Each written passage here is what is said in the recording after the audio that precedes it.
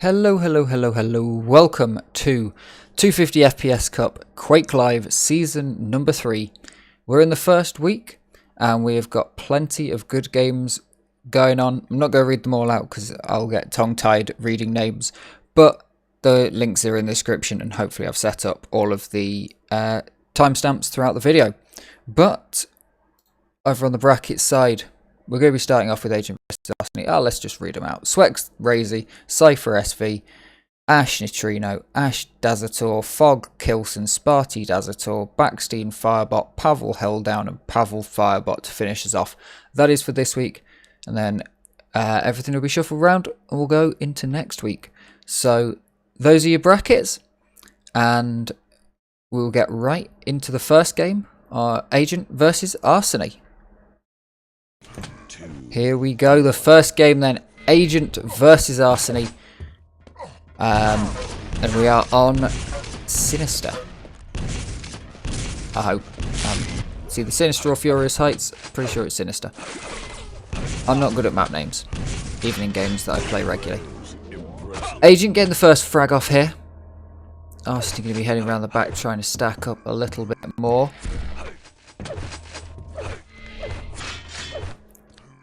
Not sure whose map pick this is. I probably should have gone and looked that up, but we'll get into this pretty quickly. These two great players. Agent going through from last season.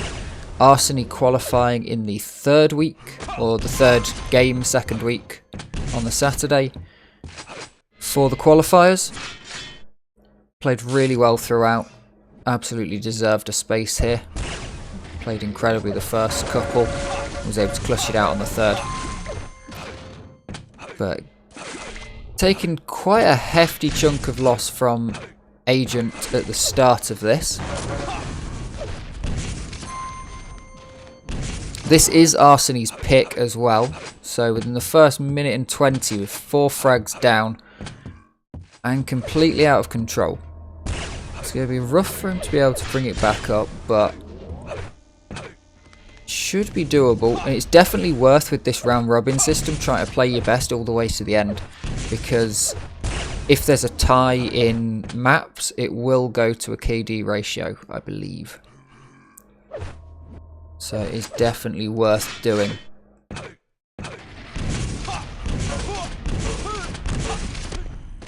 Nice rocketry for ARSENY.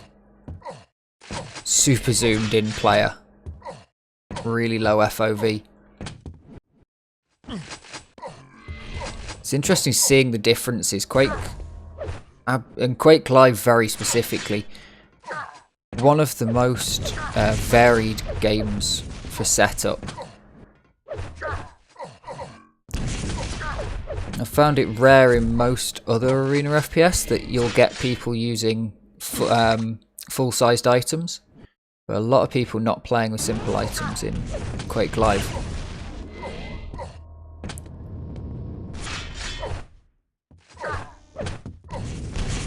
Strong push from ARSENY here. Gonna get some good damage out and get the frag on Agent. Now with very good control over the map. Has managed to bring this back. Agent's gonna get a little bit stacked up, but ARSENY should be here ready for the red. Agent will just be happy with a little bit of damage. ARSENY gonna just ignore the chat at the bottom there. Unfortunately, we are having to cast off of a separate live feed rather than from the servers. ARSENY did give away that red in the end though on the last one, and Agent's gonna pick it up again. And ARSENY didn't get in to fight for the mega anyway, so a little bit of a mistake there is definitely going to cost him. Gets the mega on this run round though. Both yellows up. I'd expect Agent to trap the other one if does indeed. Traps it in the wrong place, but 2 good rockets from Agent. Put him 5-2 in the lead. Brilliant rocket there from ARSENY and finishes off the job with the LG. Brings it back a little bit. A little bit of time until any of the items come up though, so we're going to have to wait for that. There's going to be a lot of flickers of cursors today, because I can see that Shambler, who's running this stream, is also someone who flicks a cursor straight across a multi-monitor setup all the time, flicking across the game while casting. And I am going to do it even more, because I go from OBS and chat on one side to the bracket and game information on the other side. Arseny's slowing this game down a lot though. Both these players do play slowly. Agent, one of the more methodical players in the game. And Arseny not much faster. Beautiful rocket there from Agent. But Arseny's going to push in, going to make it fast. Such little health for Agent, but beautiful movement. And if Arseny had have... Arseny definitely knew the stack of Agent there, going for the LG when pushing in. If Arseny had stayed with any other weapon, the rocket or the rail, it's most likely that Agent would have got away with that one, at least a lot better. Nice item picks here from Arseny though, bringing it back 5-4.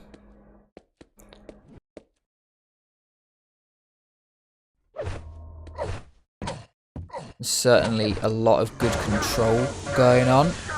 Agent picks up the bubble in the back corner.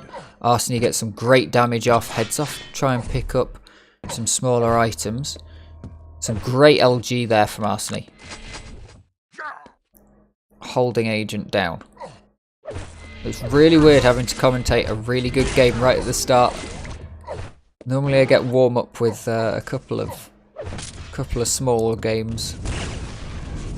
Some misbalanced matches down in the lower early rounds.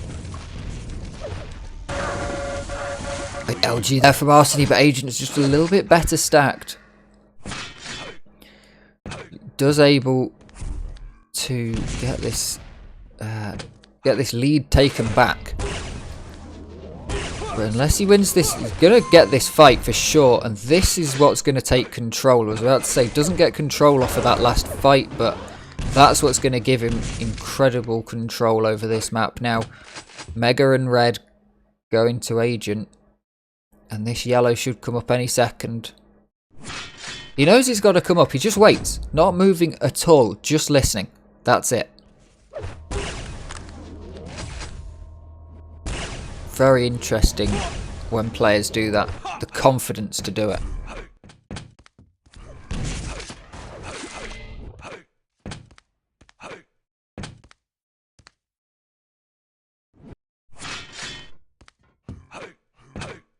Agent just wants to stack up. 2 frags lead. It's something. It's nothing incredible though. But it's certainly something to be had here.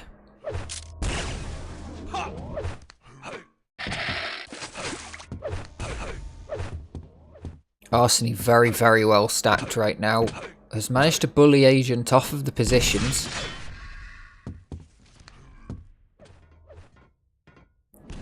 But it's going to be difficult to actually take any of these fights. Both going at it, not able to land either rail. Agent's grabbed those 2 5 bubbles in the corner a couple of times now. Can all come in handy. A little bit of full damage it took a minute ago. Nice shot there from Arseny, forcing Agent back. Agent just on the run. He's decided that it's late enough in the game and 2 frags is enough to take him through. Very risky play though. This isn't a map where 1 frag will almost certainly get converted, but there's always a risk of it. And 2 minutes is a long time. I mean, doesn't sound like a lot, but there's only 10 for the whole thing, so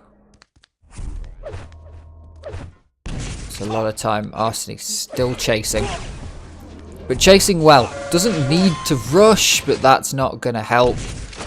The rail landing And then ARSENY not able to connect the LG before Agents managed to get quite a lot of damage out. No great shots coming there from ARSENY. Probably going to get taken down here. Nice swap to the rocket from Agent. And that will definitely make Agent feel better about the plus backing and the hold that he had at the last bit of this round. 2 minutes definitely was a long shot, but if you get one frag on the way back, you're absolutely in it. You've completely wiped out your opponent's momentum. Now ARSENY will just be playing for the mental state, playing for the control. Going into the next match on Hectic. Looking over there.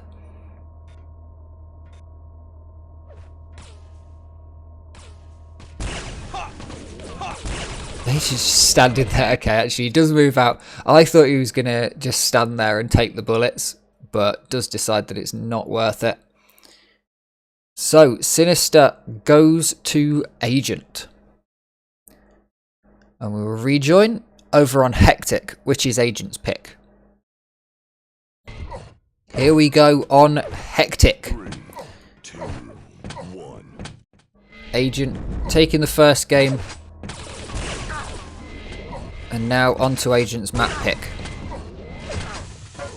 We'll be starting off with ARSENY POV. Goes very low, but manages to land the rail with 9 health. Dropping down carefully here to try and pick up some of these bubbles that are around here. Would love that. 50 for free. Gets it. And 2 rails off against Agent. But direct rocket is going to put ARSENY in a bit of a dodgy position. Finds the LG onto Agent though, before Agent's able to stack back up and take a 2 frag lead going into this map. Very nicely done here from ARSENY. Keeping control. Needs to get out of the way, because if any of those bullets from the machine gun hit, it's most likely going to be the frag, but gets the mega, gets the red. And I'm feeling much more on it for this game. So hopefully most people stuck through the first 10 minutes. Because that last game, not my best commentary. But I've definitely decided to just have fun with this, so if you're watching this, hi, I'm just having fun with it. Because there are official streams that are probably going to do a better job of actual commentary than me. Great shooting there from Agent, just pushing hard in. ARSENY not quite sure what to do about it. Very nice rail at the last second. Agent very well stacks, but no armors on the table right now. This red coming up. Nice shot from ARSENY. Agent finds him off the bounce pad. Over the top and a beautiful flick. Some great play there to regain control here from Agent. ARSENY falling back, trying to make it slow down. Doesn't want to take this. Oh, absolutely brutal. I was going to say, doesn't want to take this fight too early, but that's not going to work very well. Nice rockets there. Good prediction of movement from Agent. ARSENY just unable to get out the way of it.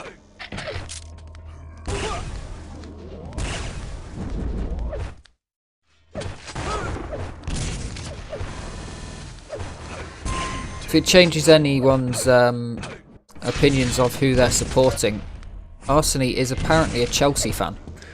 Would have thought they might support Arsenal, but going to the other end of London. Please don't ask me any more about football.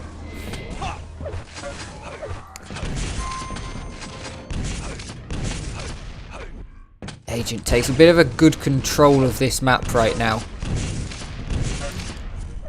Not heavily, but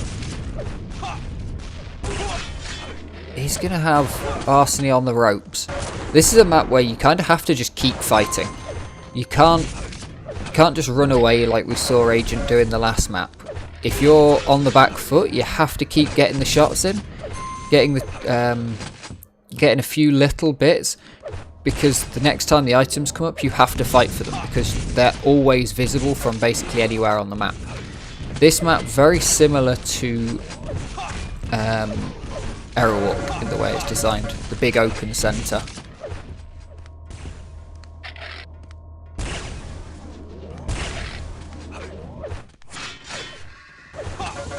does have more rooms though.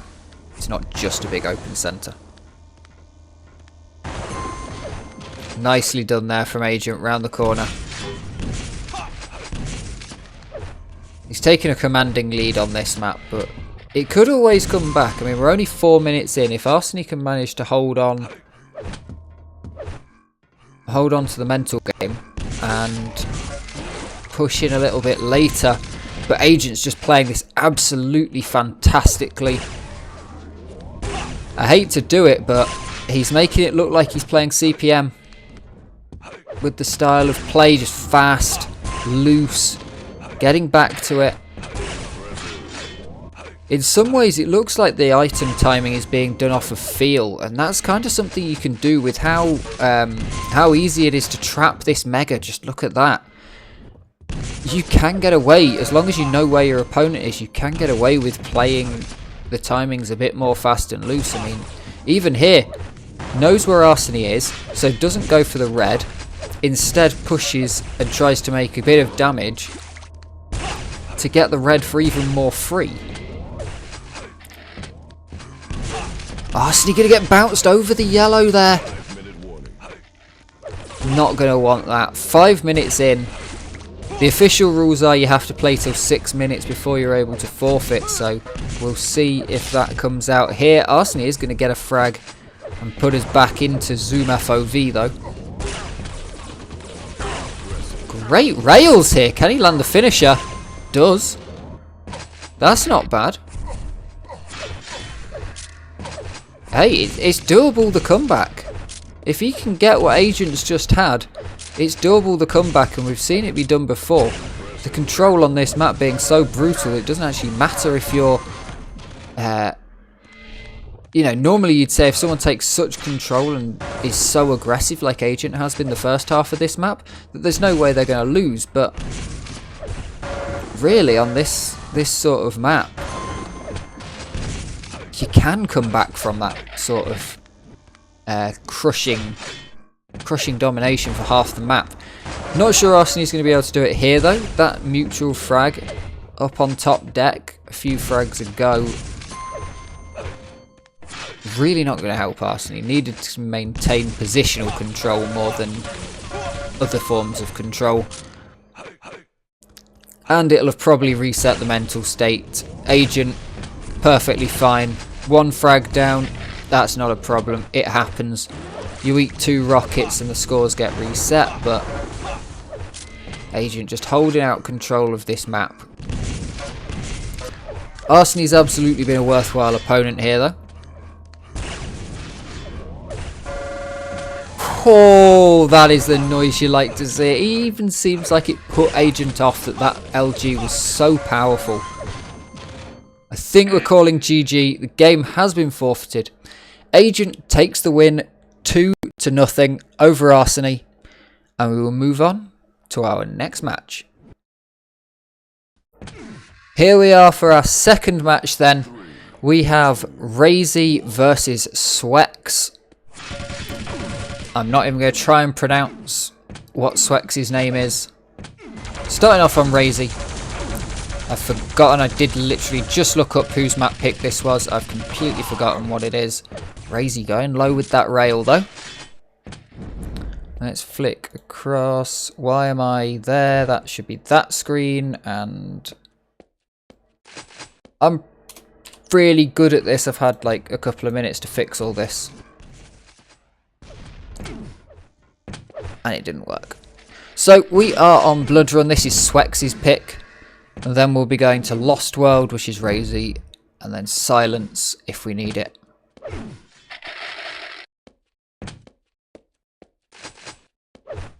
RAISY slowing things down though.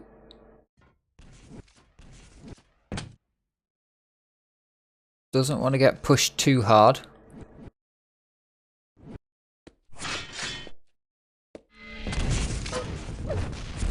Good rocket there, gets out. Going to pick up this yellow. A little bit of health. Both players fairly evenly stacked. Swex a little bit higher from the last mega. Going to take this mega as well, I would think. And there it goes.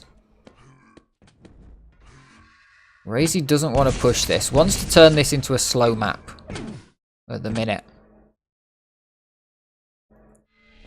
I haven't properly seen either of these two players play. In fact, I don't think I've seen RAISY play anything. Well, I've seen the speedruns of Quake 3, but I haven't seen anything out of RAISY since Quake Champions. Neither of these players coming through the qualifiers. RAISY getting the invite. And I believe Swex got in from the previous season.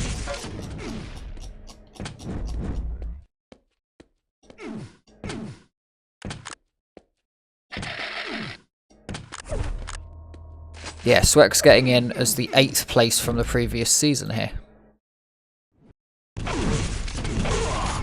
Both players trying to find each other, not expecting to find each other right there.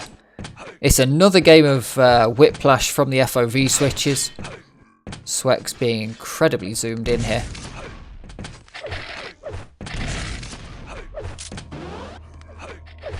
It's a nice take on the Mega.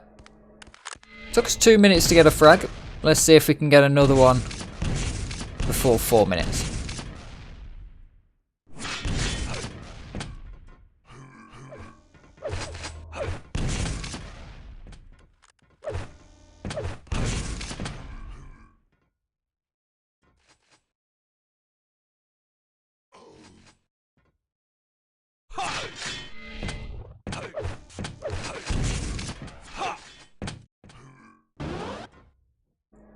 Swex is just playing this really, really well.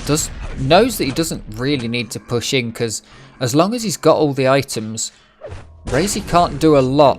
Now Swex will know that RAISY's taken that red, and this is where it gets interesting. We've seen before people lose games because they haven't pushed their advantage while they've had it. They've just relied on keeping the stack high, and their opponent not having the stack to be able to beat them in a fight and not being able to take anything. But this is generally where it falls down, when the opponent's able to get a bit of stack. Surprised it happened on that last one though, because I would have thought it'd happen on the rollover when both items are up at the same time. Swex just really delaying that Mega. Gets fully stacked up. If he delayed that Mega so that he was able to retake the yellow on the roll through, that would be absolutely incredible, but I very much doubt it. Red's there for the fight. Swex misses the circle jump across. Can't punish RAISY on the way out. But a beautiful prediction rocket straight onto that yellow. And Swex manages to somehow come away with that fight, but RAISY's going to land the rail before Swex picks up the Mega. That moment of hesitation, the decision to go for a full circle jump over to the Mega and try and get in and out, rather than just flicking from nothing.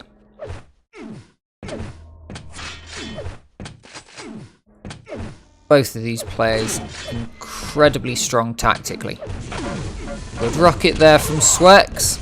Machine gun comes out from RAISY, but it's probably not going to be needed right now.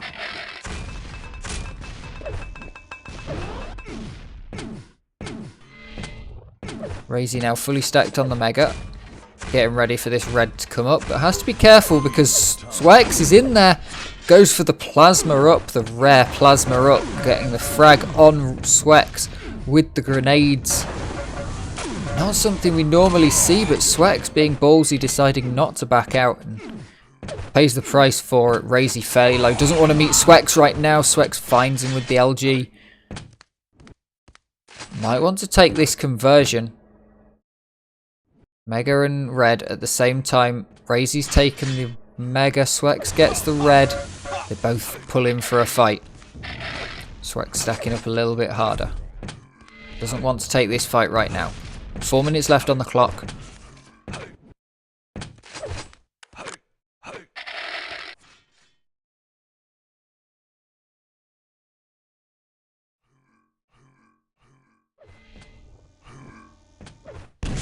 Swex just about avoids that rocket. RAISY. Maybe getting some good damage out, but doesn't quite manage. And the LG pin while flying across.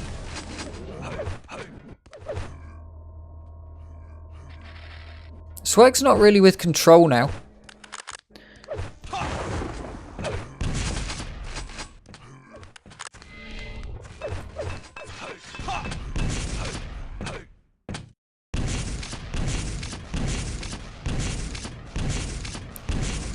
Does have this red, but RAISY's able to have a good punt at this. Nice LG.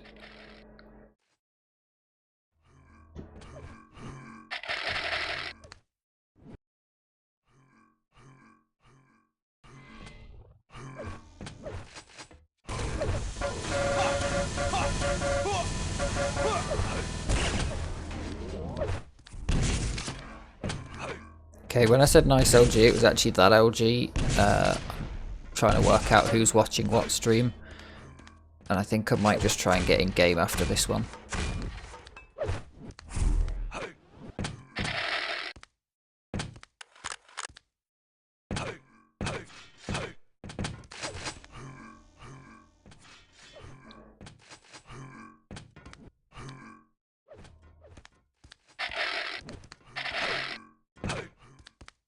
Two minutes left. Swex with a 1 frag advantage.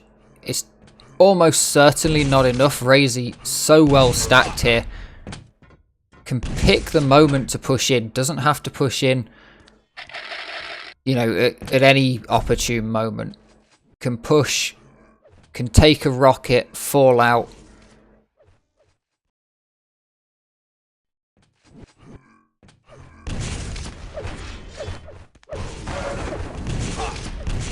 Nice rocket there.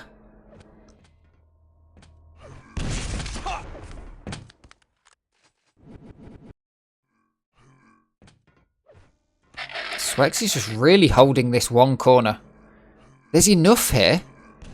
Not a lot, but really there's enough.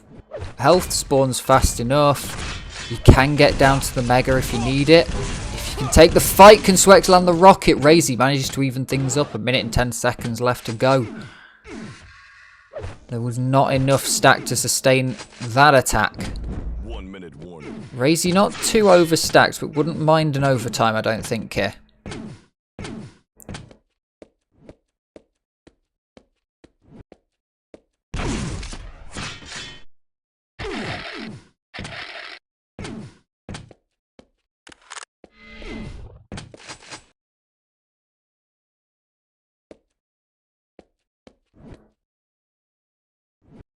Swex, I would imagine, is going to play for the overtime.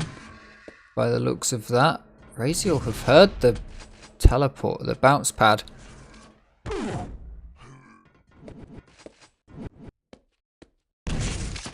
Now we'll see. Do both players just go silent? It looks like we are going to get an overtime. You can hear RAISY is pushing in a little bit, but just to take this armor and to put control back on the mega. The overtime ticks over. Swex is going to get some decent damage, but RAISY gets out with most of the mega left. I think we'll see RAISY just try to wait a little bit before really pushing for the attack. Not going to push in here. There's no need. If he can keep control and wait until slightly later, then it gives him more options. All the armor's up. Swex is going to take the red. Deals a lot of damage on this mega. RAISY absolutely not getting it for free. And Swex is going to know from that last tick of damage when RAISY was in still to take the mega.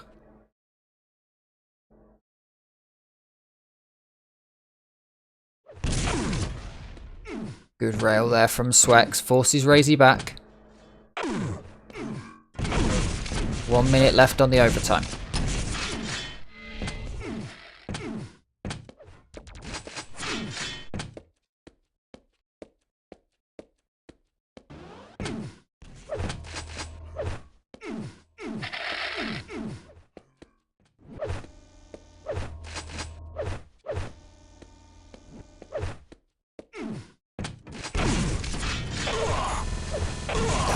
GG there from swex.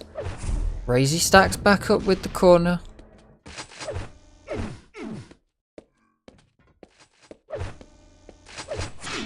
Probably not in the best position here though.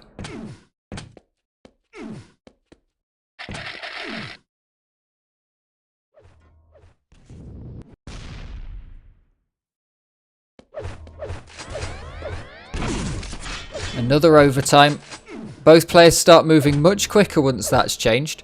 The guarantee of not being completely out of it if you take the frag. swex! 12 seconds into this overtime, realises the advantage, pushes in, takes it.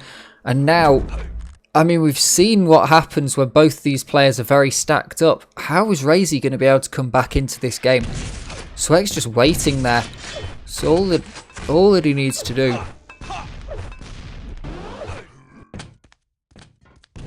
The beggar and the red to swex. RAISY with not much stack to speak of.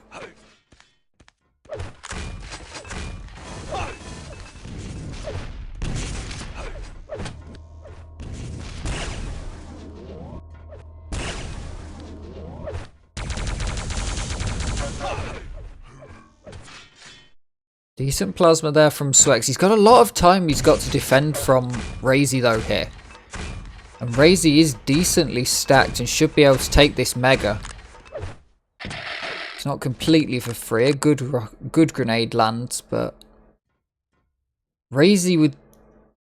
You wouldn't say the advantage, but the stack advantage for sure. swex has the ability. What a dodge! RAISY's gone to get the red. Gets a good bit of damage out. Nice slow play there from swex.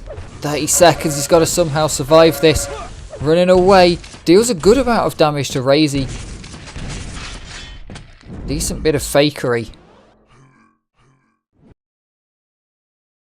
And 10 seconds left. Where has RAISY gone? There's no way after that rocket that RAISY's going to be able to push this round in 5 seconds. swex has a good amount of health. Just using the rocket to blast RAISY back, and at the last second, RAISY cannot make it. 5-4. swex takes the first map. And we head off to... we're off to Lost World next. I'll see you in a bit. Here we go then for map number 2, and yet again I've forgotten to update the map score. swex taking that one. We're straight into it with machine gun fight.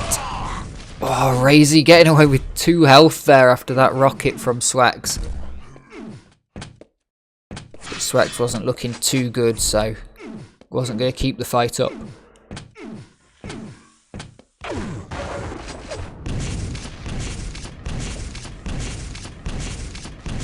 Good spam here from RAISY, just holding down that position. You're never going to run out of rockets if you stood on the spawner. That's a nice free red armor for you. What's this other yellow as well? Taking all the armors spawned at that point. A direct rocket. RAISY just couldn't get out of it. swex is going to pick up the mega, but it's only going to delay the inevitable on that frag. And RAISY's going to take an early lead on this map.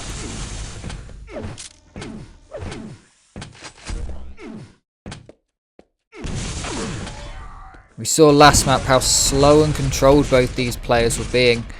Doesn't look like they're trying it on this map. They just want to get right in there, make a difference from the start.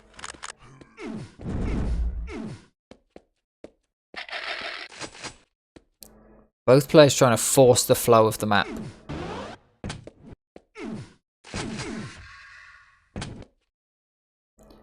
It's a good stack here from RAISY. Would like to know a bit better where swex is. Red has come up. I'm just watching to see if swex takes anything. RAISY spots the reds now up.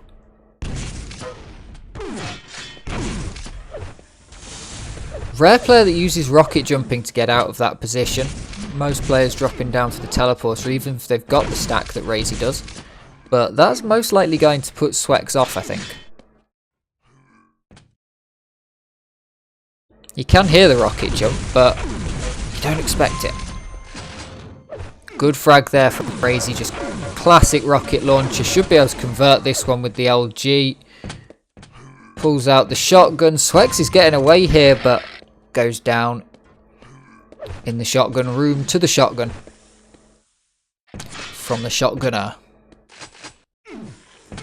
RAISY now with the grenade launcher. Gotta remember to go take that. One of those weapons. Swex, that's the second time we've seen him go and take the mega to get some extra life, just forcing the position. But this time it forces RAISY out of the fight. Does go back in the next room and takes swex down. Just doesn't have the weaponry to deal with RAISY right now. Did just pick up the red though. RAISY potentially playing a little bit too aggressive off the back of the last couple of kills.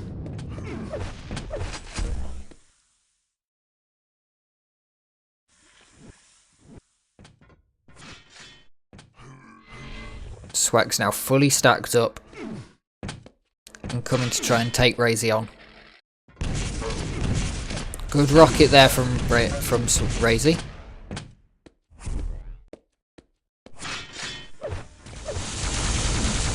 Plasma battle in mid-air. Swex hits more.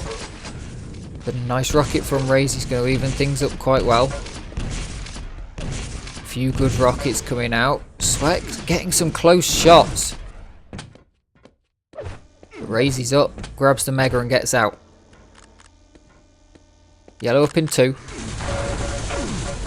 RAISY's going to get some good LG off the bounce pad and swex goes down. RAISY to pick up this yellow. 5 frag lead at the 4-minute mark.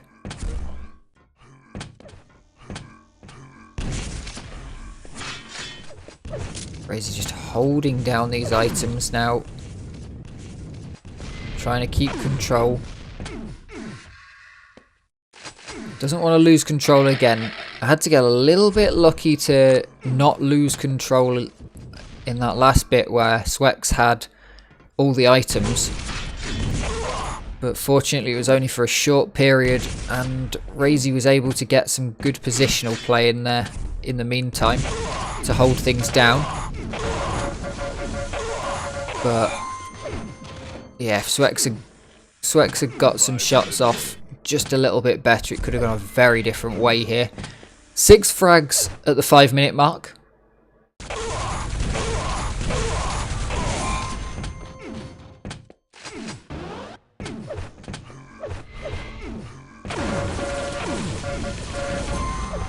Great LG there from RAISY.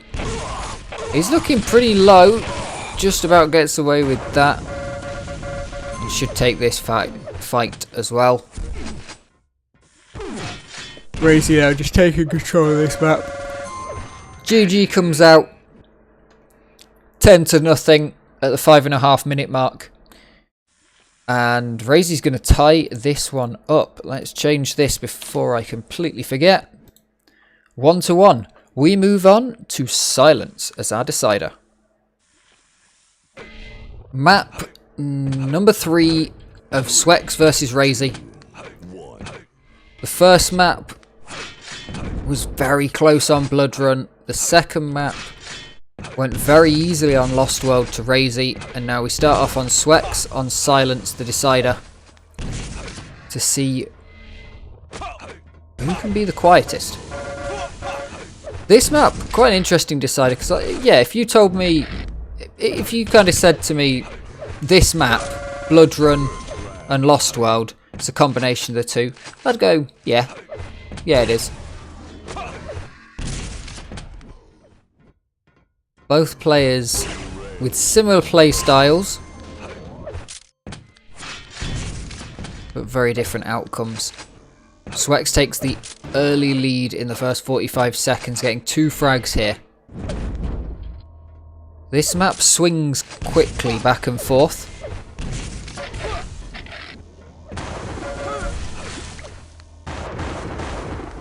Just Trying to get as much LG out. Goes down to 1 health. And then what? I think that was only 1 pellet from RAISY to do 5 health there. Although it possibly stopped counting after. But we'll say it was just 1 pellet that RAISY managed to hit to make the frag happen.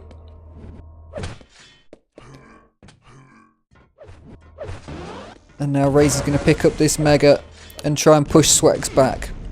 Swex still trying to be part of this game. Has enough health to try and do it. Pushes in, that's RAISY not expecting that. Has to fall back. That red just sitting up. And now I think swex might have let RAISY get off and take that red. Which isn't going to be the best, but does manage to get across. I think there was a spectator switch in the middle of that and I'm very confused.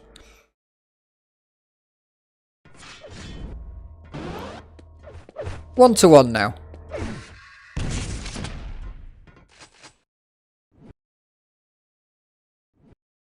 RAISY fully stacked, catches swex on the back but doesn't manage to land any of the rockets before swex can turn around. And swex gets a decent amount of damage and somehow manages to confuse RAISY while standing right under him. Red goes to swex. Good damage there from both players. A great rocket before jumping through that teleporter from swex.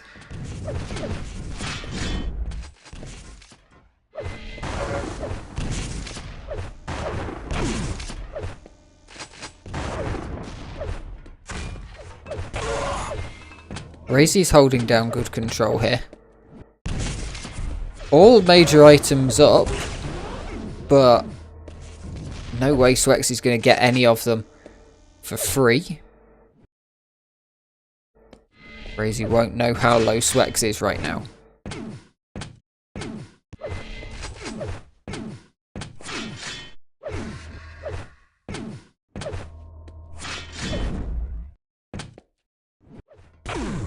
Nice shot there from swex. But RAISY returns it. Swex doesn't have the power to fight it again. Shotgun to the low. Gets taken out by the second shotgun blast. After the first one, RAISY knew just quite how low swex was. Was able to do it. Shooting through the hole in the floor. The brutal holes in the floor. Strike again. Mega just sitting there. Swex can't take it.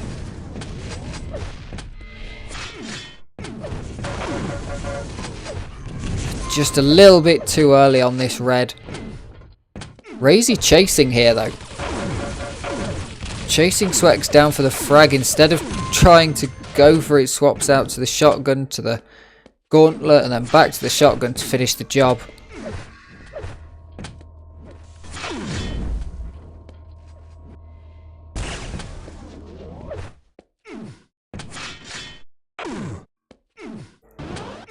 RAISY's keeping an eye on all these items, but not necessarily taking them all the time. Takes that Mega straight away, but probably just going to keep this fight going and leave this red up.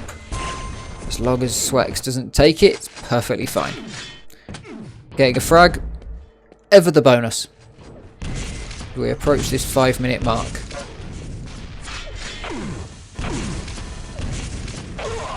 Nice rocket there from swex. Opens things up a little bit more for him. RAISY low. And swex hits the shot, but it's a mutual frag.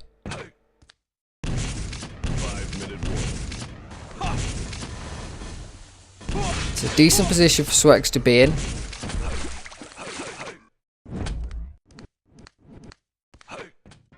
Gonna get stacked up fairly well, but doesn't have any weapons to take this fight on. Back down to the machine gun. Doing not a whole lot of damage.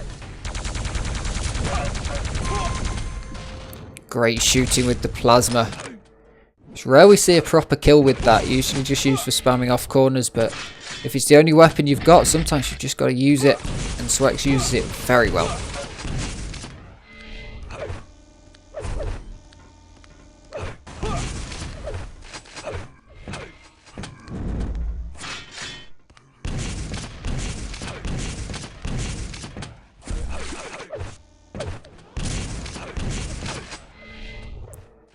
RAISY's good and stacked up, but it's swex who's got to take the fight to RAISY. He's just waiting.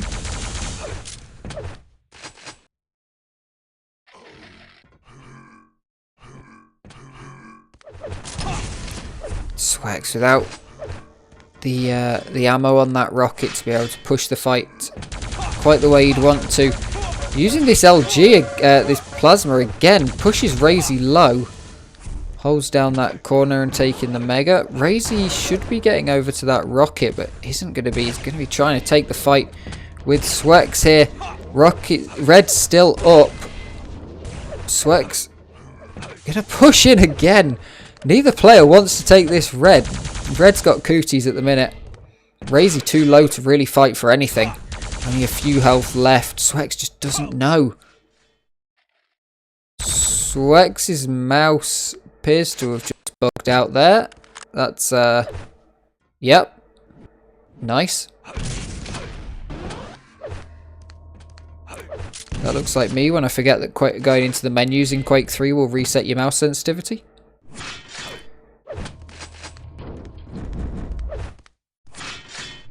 It's actually a genuine reason my mouse sensitivity at one point was when I was playing mostly Unreal Tournament but a bit of Quake.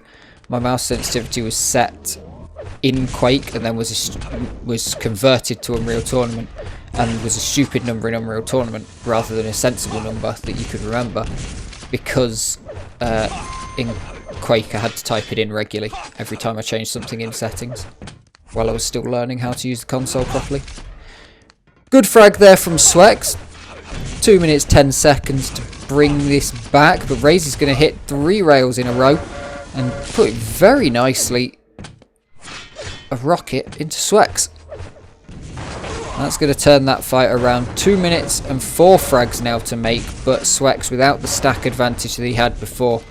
RAISY's been able to make things work on this map when he hasn't necessarily had the stack advantage, hasn't had any tools to work with, whereas Swex has really only done that a couple of times, and it's not been against a powered up RAISY, it's been against beaten up RAISY from the previous fight. RAISY's going to take another frag here, I should think. Does.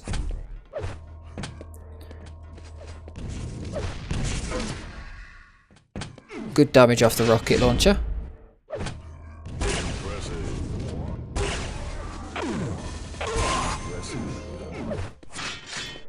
Just over a minute left to go on this one, and it looks like RAISY's going to take this series.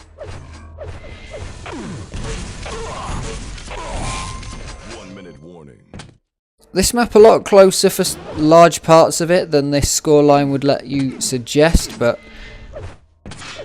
I wouldn't be surprised if RAISY's going to extend this lead even more. Swex looks like just trying to get in some Clan Arena style aim practice against RAISY right now. RAISY doesn't seem to want that though. Game gets forfeited and RAISY takes it 13-3 and 2 maps to 1. We will move on to our next game shortly. Here we go then. Sib versus Cypher. We start off on Cure, which is Vasic's pick.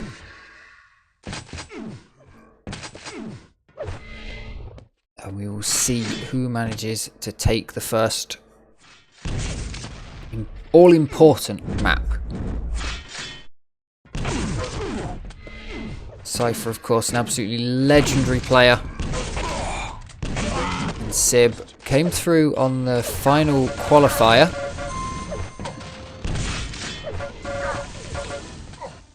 Cypher going to play fast. Going to take the first couple of frags. We are now on the game server, so hopefully slightly higher quality, just a little bit, and I'll be happy.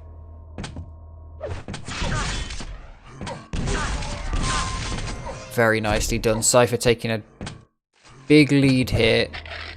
You'd absolutely expect Cypher to take this one, but sillier things have happened.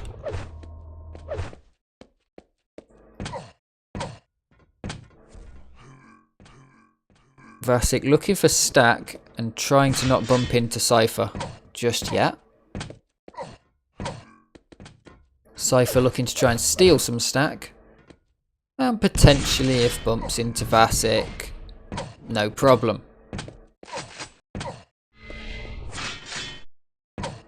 Vasek not even going to try and fight for this Mega. Cypher now fully stacked and wants to take the fight, but a beautiful rail from Vasek. Going to knock Cypher back down. Not allowing him to take the fight.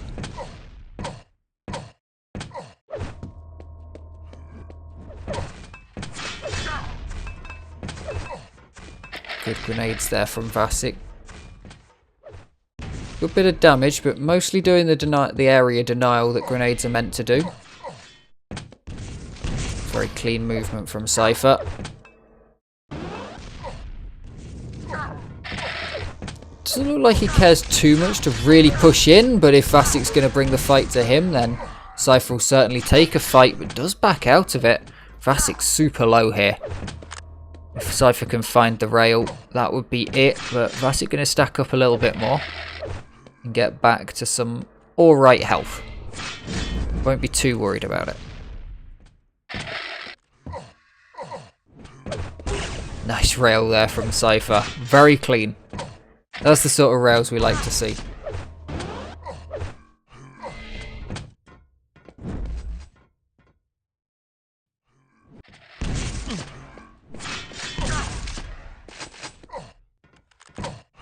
Not been any frags for a couple of minutes now, so I forgot those first 5 frags very quickly. Beautiful rail there from Vasek. Hits the pole on the second one.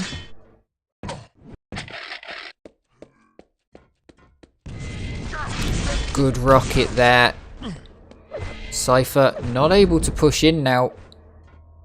2 good rockets from Vasek, but a rail going to put Vasek super low.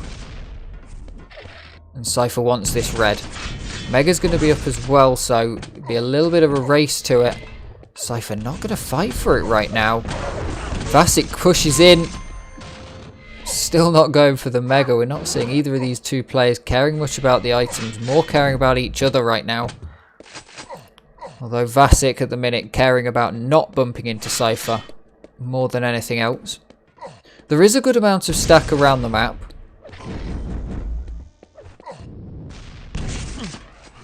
And with this, the gap in expected skill from these two players, with how, you know, Cypher is one of the all-time greats of this game and of Quake 3. Vasek, a fantastic player in his own right, but there's a big gulf in the skill here. You could see it as potentially being taken as just a bit of practice. And Vasek not going to push in too hard. Try and just always take the practice that he needs. But he is going to get the rail finisher. As Vasek, as Cypher pulls away. Probably not expecting the switch out from the gauntlet. And a very nice impressive to make the second frag. Vasek certainly not treating this as out of control training. But yeah, there's ways to play when you're completely outclassed that can kind of train different things. I have to do it regularly. I'm outclassed by most people. Good LG here. Cypher can't dodge that.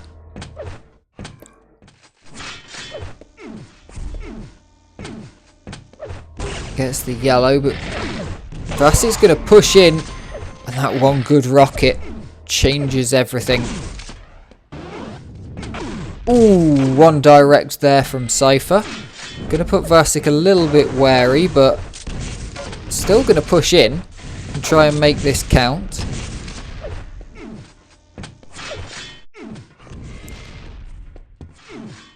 Vasek, of course, our final qualifier on the last day.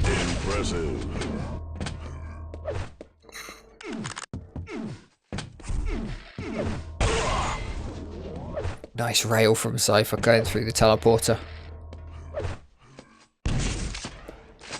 Vasek playing patiently.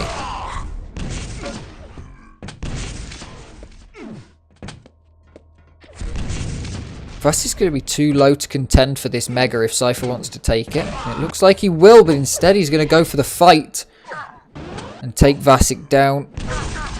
Now we'll be able to convert that straight after to bring it up to 10-4. Impressive. And now it looks like it's time to try and deny Vasic from anything.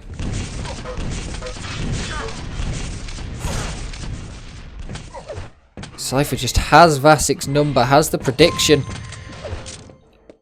And the ability of Cypher to know the health of his opponent. Fantastic. It's a great ability to have. If you can, I'm not even sure how you'd practice it other than just playing a lot. But knowing the health of your opponent is definitely a really good skill to have, because it can help you with weapon choice, especially in something like Quake Live where weapons take such a long time to switch out. You really don't want to go for the rail and find out that your opponent's actually got 82 health, and you also don't want to go for the rail and find out that your opponent's got 3 health, because you could have gone for the LG and got the frag by just flailing around. Game has been forfeited though after a few minutes. Cypher 15-4 takes the first map on Cure, and we head over to Furious Heights, which is Cypher's pick. Here we are then for the second map. I've forgotten to update the map scores. Cypher took the first one on Cure, and this is now Cypher's pick. It was quite convincing over on Cure, but maybe the tables could turn. Someone with Cypher experience, I would never say would end up getting cocky, but stranger things have happened than maps flip-flopping like this. So let's see how it goes. Vasic's got a good start though, for sure. Cypher with position on this red. Vasic going to get some good damage out with the LG. Cypher doing a bit of damage to himself and can't connect with any of those rockets. Vasic going to take the first frag and open things up quite well for himself.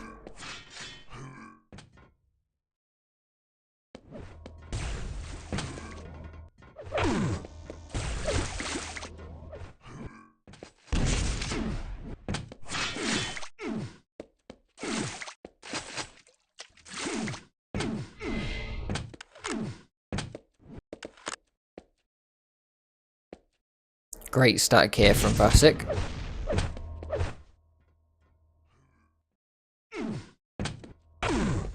Nice rail there from Cypher. Not even sure how he was able to see Vasic through that gap. But Vasic going to hold down a bit more control. Cypher with that red will be happy to take a fight if it's brought to him.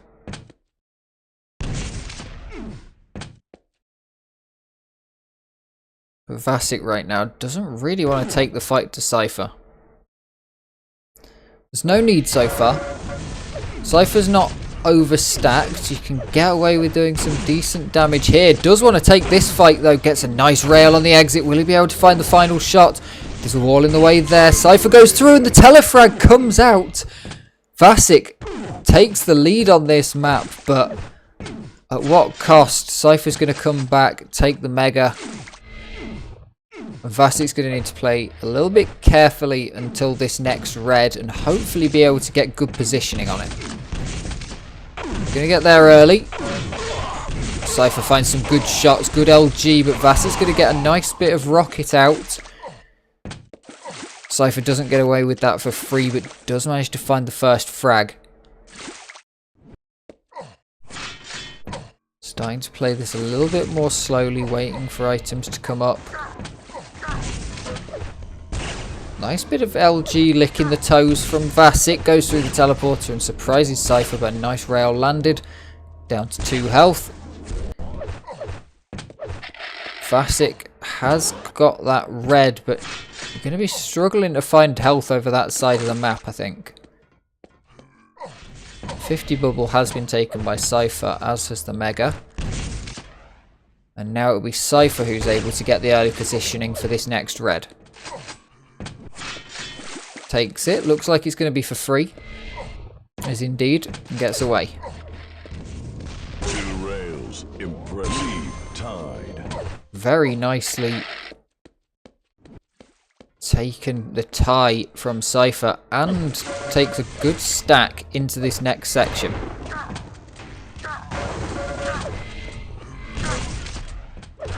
Lead taken.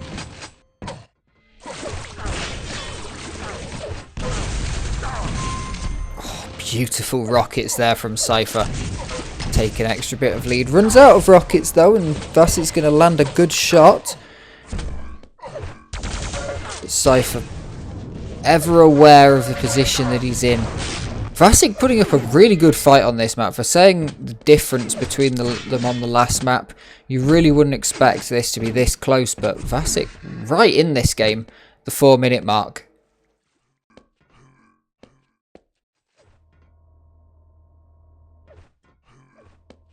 It's Cypher's game to lose, but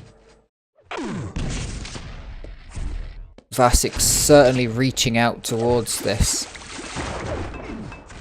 if hasn't got one hand on it already.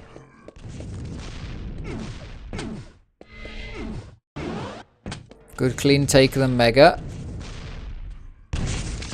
Gonna try and get some damage before dropping down to that yellow. Spots Cypher down, ducks out of the way. I think that possibly did manage to avoid the rail. Got a bit of time until this red comes up. 5-minute warning. Vasik going to be trying to get in position and take it early. Wants the rail, but now has let Cypher into the room. Gets a nice shot with the rail. And heads away to try and take the Mega. Cypher's going to take that too. Very well stacked Cypher. Played that beautifully. Just didn't have the positioning, but had the positioning for the positioning. If that makes any sense, but it doesn't matter in the end, as Vasik's just able to hit some incredibly good shots, consistently stays calm under pressure, and ties things up. But yeah, Cypher in that last little bit was positioned to take the positioning. As soon as Vasik looked around, didn't see Cypher, pulled out of the red room, and then boom, Cypher's in the red room. What are you going to do about it? He's there. Nice movement there from Vasik. Times it well around the rocket Cypher's spitting out. It's a clever angle. I don't think I've seen that one before. Through that grate. Very nicely done.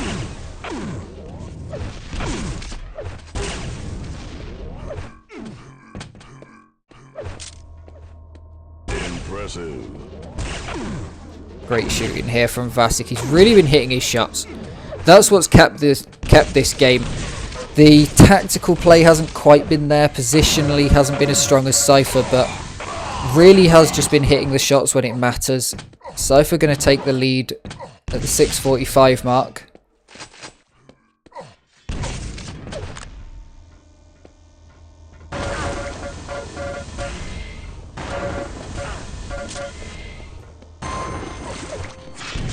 Just watching Cypher play, I've got Kasabian stuck in my head from the Cypher movie.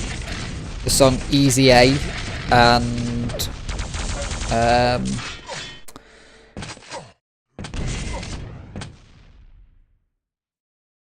oh, I can't remember the other name of the song.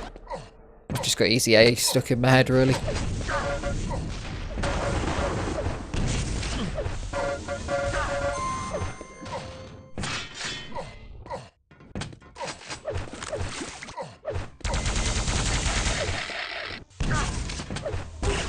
Nice rail there from Cypher. Should be able to find Vasik on the exit. Vasik will go down again, but does a good bit of damage to Cypher. 2 minutes 10 left on the clock. It's going to be really tricky for Vasik to come back into this unless he managed to find the frag right now. But Cypher gets the positioning and finds the 50 bubble to keep himself alive. Can he punish this red enough? Looks like it. Finishes it off with a headshot. Cypher's just now trying to hold this down. Vasic's put up an incredibly good game, really good mental display after getting absolutely dominated in the previous map. A lot of people went up against an opponent of this fortitude. You know, Vasic's been around, it's certainly not like his first rodeo, but a lot of people would for sure lose that, lose their touch and kind of tilt a little bit or just play less optimally for the second game. But 11-4, Cypher is going to take this 2 maps to nothing. And yeah, we'll see you for the next game. Here we go then. Ash versus Nitrino. We're on Blood Run, which I was just saying in between the games. It's nice to see Blood Run. Didn't see it a lot in the start. Ash taking the early mega fight and picking up 2 frags on Nitrino, just getting that frag before dropping below the ledge. Yeah, we didn't see it much in the qualifiers, but a lot. Pin picked quite a few times this first week, which is nice to see. I do enjoy this map.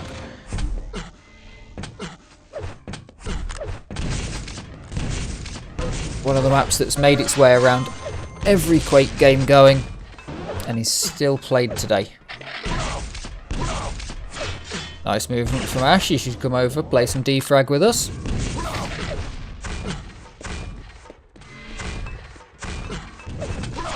Oh, big shot to the face from Nitrino, but Ash more than enough stack to get out of there. Probably wants a little bit more LG. Nitrino takes that yellow. And Ash is going to back out just for a little bit. One of those grenades just direct hit.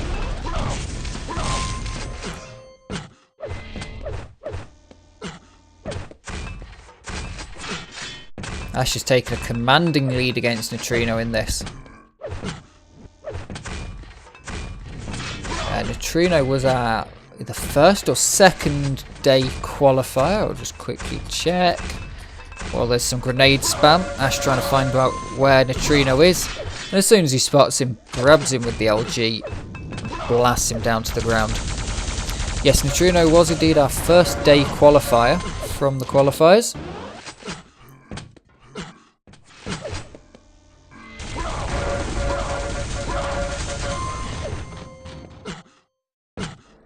Ash taking commanding control of this map right now. This is Nitrino's pick, so that could be worrying, though we did just see in the previous game. It doesn't always mean a death sentence that you've lost your own pick quite badly.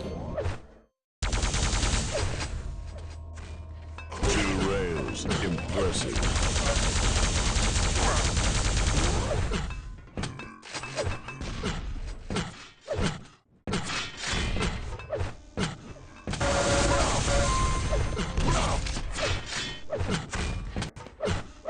She's just playing this game fast, trying to get as many frags on the board as possible. Clearly respects Nitrino here as well. Wants to push in and make the frags happen while he's got control, to keep control. Because he knows that if he does lose control, that Nitrino could absolutely bring this back. We've seen how well Nitrino can play in control. Playing fairly well out of control now. But Ash just absolutely dominating on the server.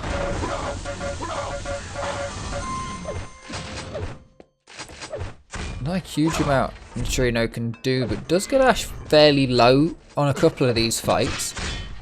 But Ash is picking the times to take the fights. And that's going to be the difficult bit for Nitrino to overcome. It's the fact that Ash right now has that positional control over the map that means that he picks when the fights happen and when they don't happen. And if Ash didn't want this fight to happen, yep, don't want this fight to happen, I've missed a couple of rails, I'm off. And Nitrino doesn't have a choice in that. If Nitrino follows, going to get hit by a rail.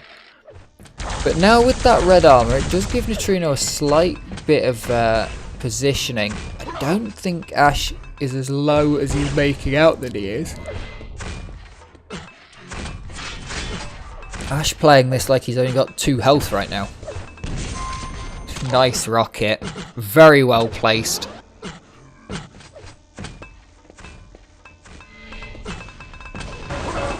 Impressive. Interestingly, Ash with a very small zoom FOV difference.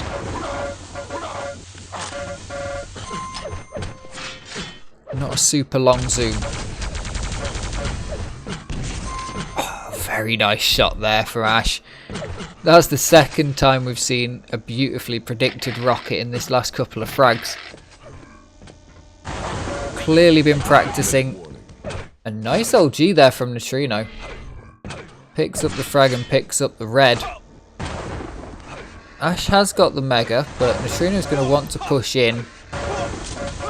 Ash going to make enough shots to take Nitrino down. Very interesting. Nitrino just unable to connect quite as well towards the end there. And Nitrino calls GG.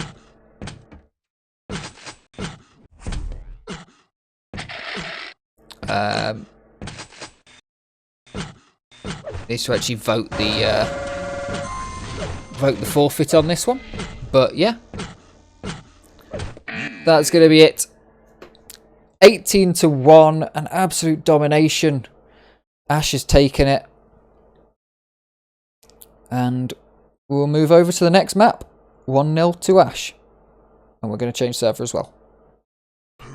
Here we are for the second map on Dismemberment. Oh yeah, we were swapping over.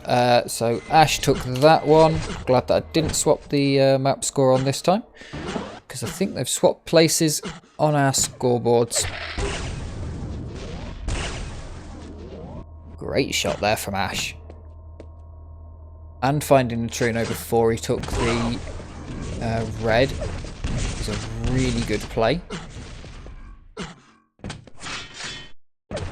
Ash took very little damage from any of those. Nitrino somehow surviving all of these shots, but he's not going to survive that one. Just takes 4 rails to take down one Nitrino.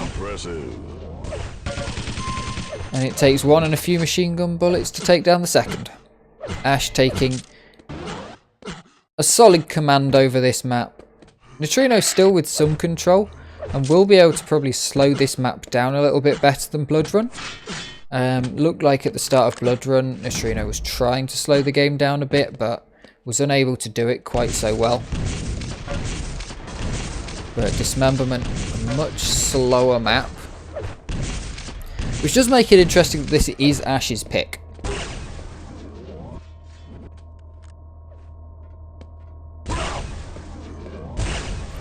Good rail from both players.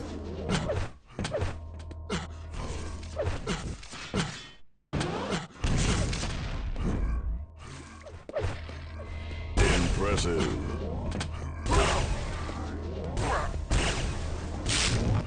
Great shooting there from Nitrino. Catches Ash off guard with that fight, and gonna put a rail into Ash that pushes him back a bit more. Keeping control of the rail. Very important on this map to hold that one down.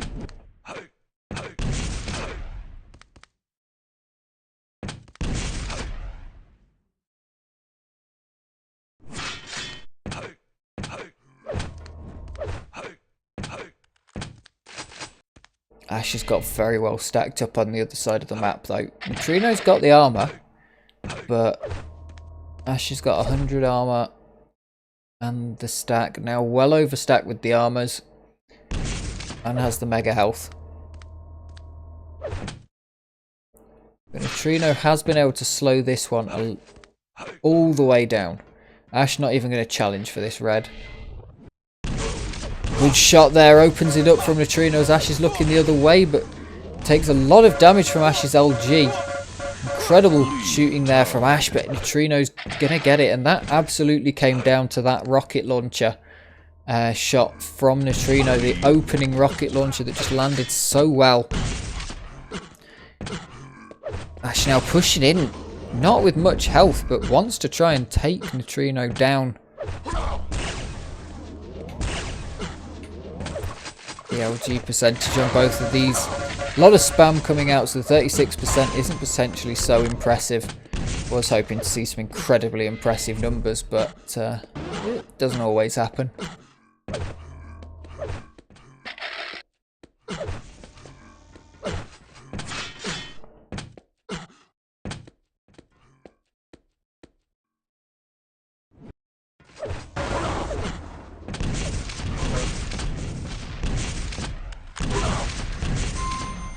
Great power there from Ash with the rocket launcher. Playing around the movement, gets a nice rocket jump up here. Off the back of Nitrino's ragdoll. Good take there from Nitrino. Probably going to go down here, but sneaks away by not going through the teleporter. And catching Ash off guard, but is going to get caught the wrong side of it when he pops out. Impressive. And 2 rails is all that's needed to finish off a fresh spawn. Ash really taking control of this map now. Gonna want to finish this off pretty quickly.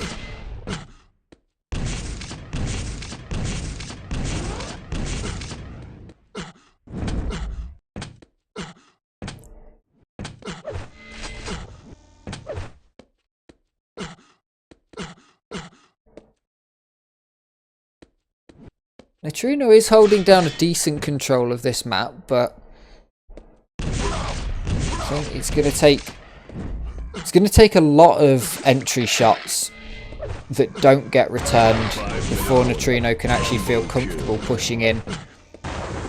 Might be able to get something done here with this rail, but just great LG there from Ash.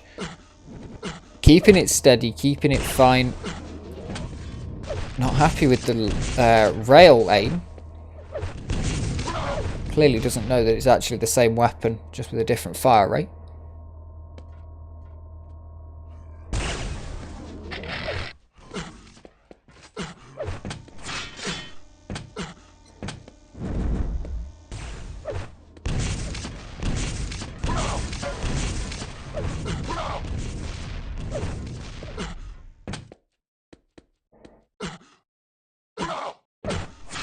Nitrino on the Mega, Ash with the red. They swap the items over.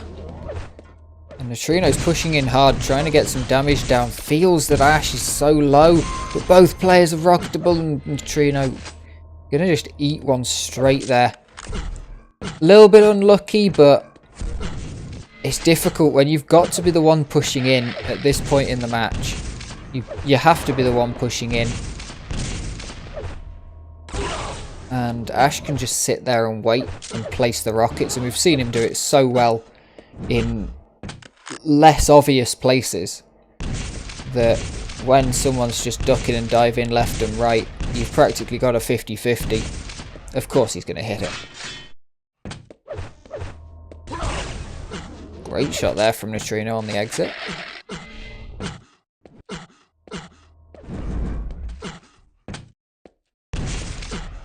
Both players looking for that 25.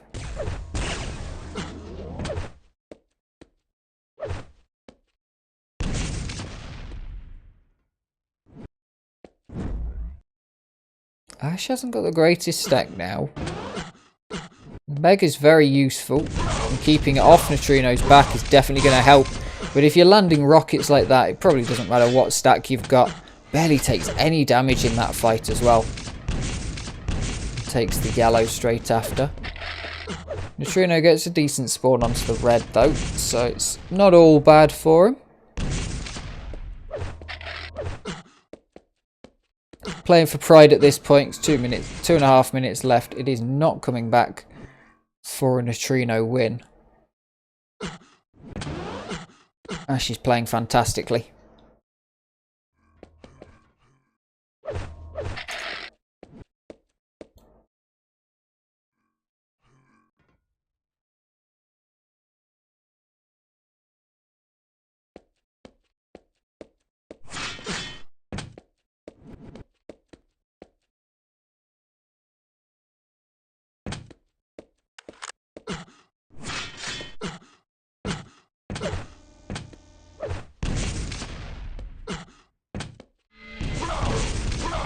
Good entry there from Nitrino, but Ash very well stacked. I'm gonna take the regger. Sorry about the yawning. No item to use. What maps have you been playing, Ash? Oh, nice rail there from Nitrino. See if he can take back control here. Because he'll definitely feel good for future games if he can take a little bit of control. Just worried for a second there that that was going to be a full death. Right on top of the right of the red. But no, you're miles off being able to take damage.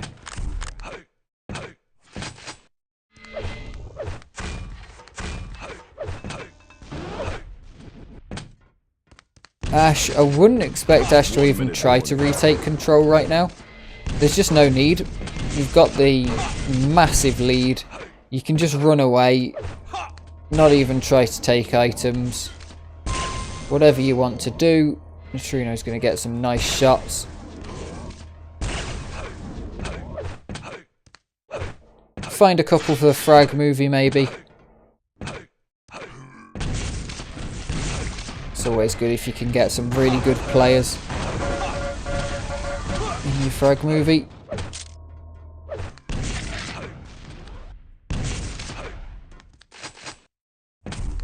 With 20 seconds left to go, 10-5. Probably going to be your final scoreline, especially if Nitrino's going to be going and trying to take a red armor this late in the game. It was a valiant effort. He certainly tried towards the end. I don't think Ash really let the guard down. But there we go. 2-0. Ash takes it over Nitrino. In a pretty convincing fashion, for sure. 3, Here we go then. Dazator versus Ash. Battle Forged picked by Ash, and we are going to have a bit of whiplash on the old FOV. Dazator playing about 400 FOV.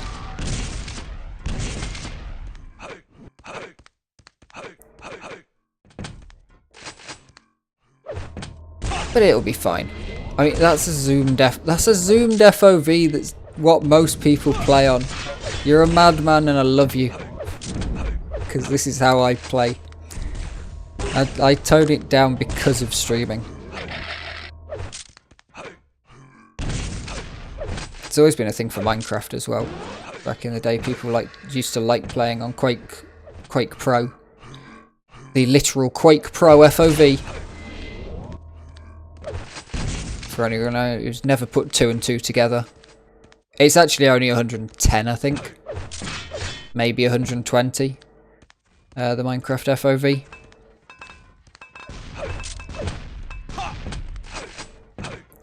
But Daz very well stacked here.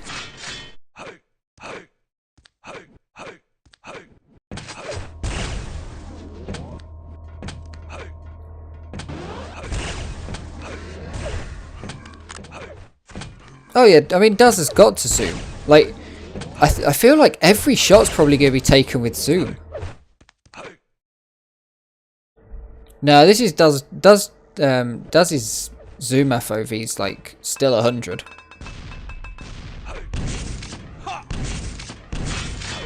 Like watch this zoom and look where the weapon models are, especially the rail. You can just see the 2 sections of blue on the rail. Then if we get over to Ash on the next fight. Yeah, Daz is zooming. That's a really interesting playstyle. I wonder if he plays toggle or whether it's zoom held. Because that's a really interesting playstyle.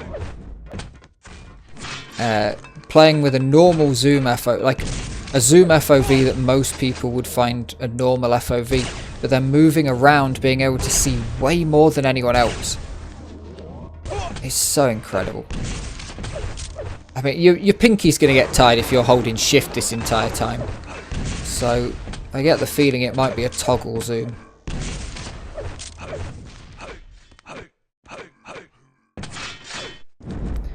No frags for the first nearly 3 minutes here. We're almost certainly going to go over that 3-minute mark before seeing a frag. Both players very well stacked. A nice rocket there from Ash to open things up a little bit, but not going to push in. Nice rail from Daz to even things up, but gets railed through the teleporter and goes low. Sitting on this mega now.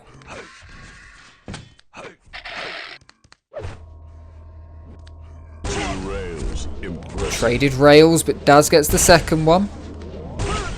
And a third, and both players are very low. Daz swaps out, but doesn't get the shot. And there it is. Headshot to open things up, but Daz with only 30 health. If Ash was to push in, it would be brutal on that red, but does get away, gets stacked up. And somehow Ash manages to hit the shots required to take that frag, and now look at it. We are more zoomed in with Ash's regular FOV than we were with Daz's zoom FOV.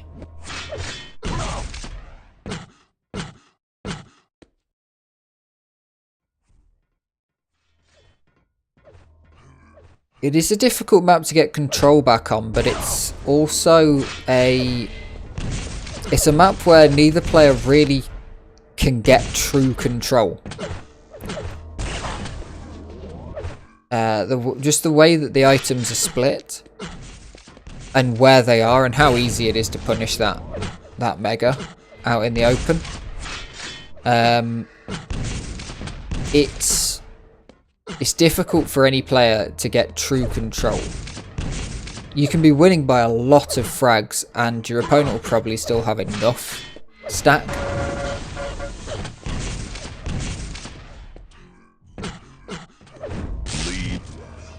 Great shot there from Daz. And finds the refrag on the opening. 5-minute warning. 3 frags at 5 minutes. All coming between minute 2 and 5. And this game's going to stay fast by the looks of things. Fighting over this red armor. Ash is going to pull out. The sensible thing to do. And Daz is going to delay that red just a little bit. It's going to make... Ash won't have the timing on the red either way. But it is going to mean that Ash, if he decides to turn up for the next red, will be very early. And that can give Daz a good idea, you know. I can't find Ash. Ash has probably gone to the red. Which indeed, Daz is going to find Ash trying to fight for this red. And picks it up a little bit late. But gets it all the same. Control very handily over to Daz. But Ash, if he manages to survive and not go down for just a little bit, then Ash should be able to pick something back up. But Daz is getting all of these respawn frags. Not the greatest stack now, but it's more than enough to smash with Ash immediately, and Daz playing really fast here. Quick reminder that this is Ash's map pick, so yeah, it could be worrying for him.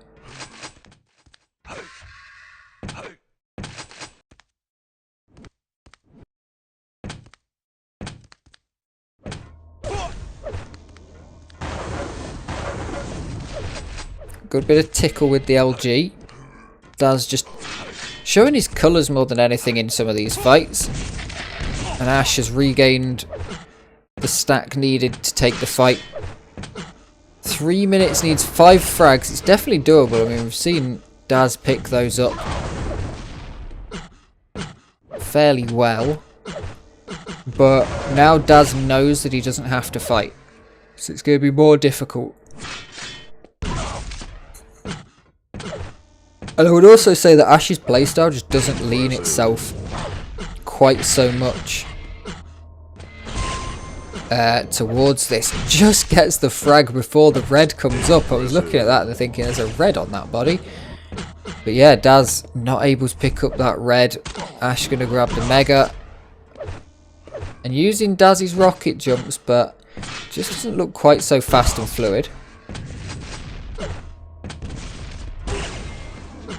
Great shot there from Ash.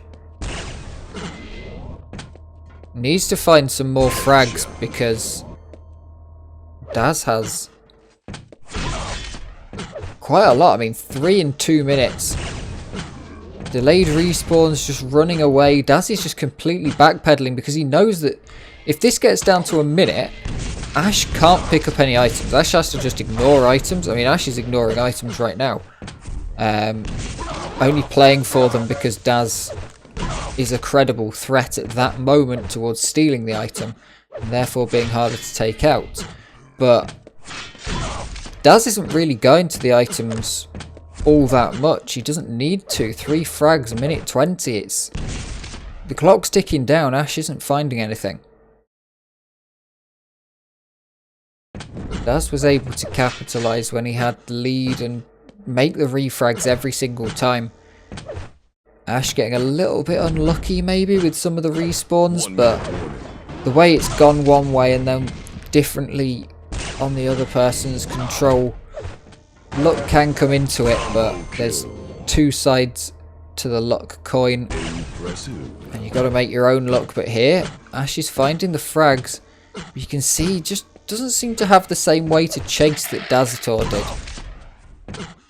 That speed of chasing and being able to get right onto the back wheel. 2 frags in 30 seconds. It's definitely doable. Just needs to land 2 good shots very quickly and then should be able to find the finishing blow to tie things up shortly after. 15 seconds left. It's looking like it's going to go to Daz here. This first map.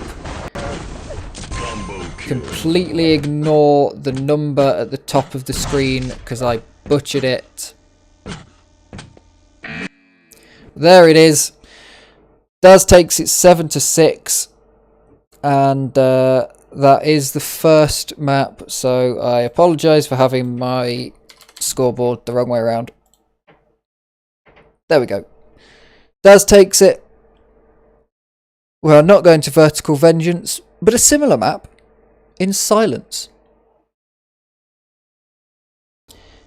Here we go for map number 2. Daz with 1 map in the lead. We are on Silence by the Wonderful City.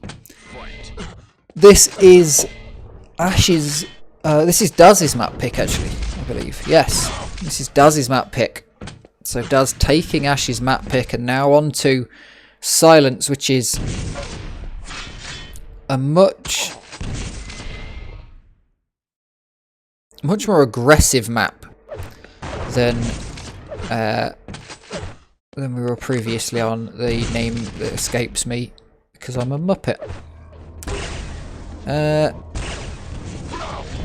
Anyway, Daz played fast and loose on the last map, Battleforge, that was it. So we can expect more fast and loose gameplay from the guy with the incredibly... I just can't get over how cool this playstyle is. That you'd play with such a high FOV and then zoom in for every fight practically. Pretty much unless rocketing. But it's still a higher FOV. I think this is probably maybe even 110. Because those weapon models look correct and my weapon models are set for 110 FOV. So, yeah.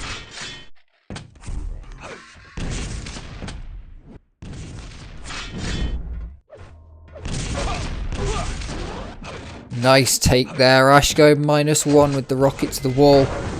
Great teleporter use there from Daz. Ash lands a good rocket. Playing this fast back. If you can't beat him, join him. And the high speeds of this map.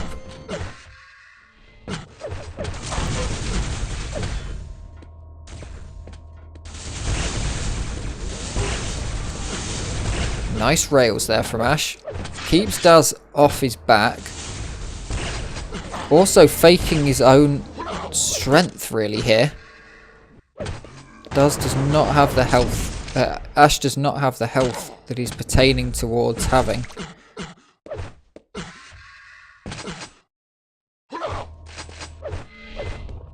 Good time to take a little bit of a break here. A little bit of a breather. Neither player really able to get stacked up between these points, but Ash has picked up that red. And now wants to fight Daz over this mega. Daz, great jumping to keep himself off the ground. Ash going constantly for splash damage, but Daz just not letting the splash damage land by not being on the ground at all.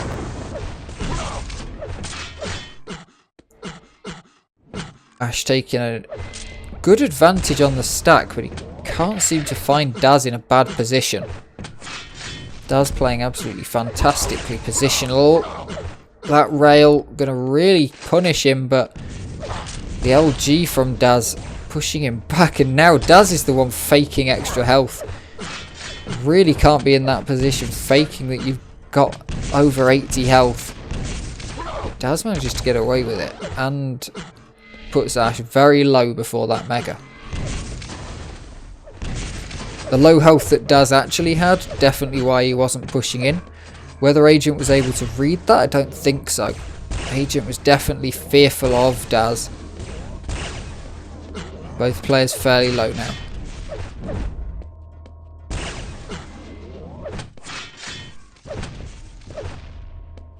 Ash will want to make sure that he punishes Daz taking this red, but misses the rail and goes down to 11 health himself. Daz should be able to make this frag quite easily. Does. Now it's time to move fast and pick up items. Great rockets there from Daz. We saw Ash doing that against Nitrino before, getting some amazing predictive rockets and just knowing exactly where he was going to be. Daz is playing incredibly well on this one.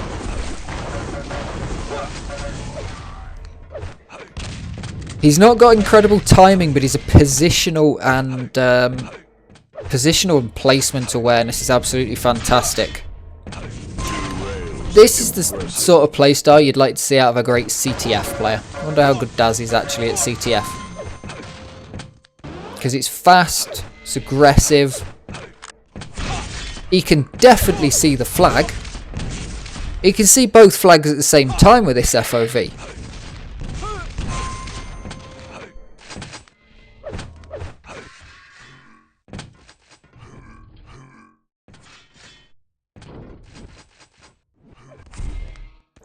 Down to 1 health before that bubble was worrying, especially on a vertical map like this, and Quake 3, Quake Live being very easy to take a bit of fall damage compared to other games.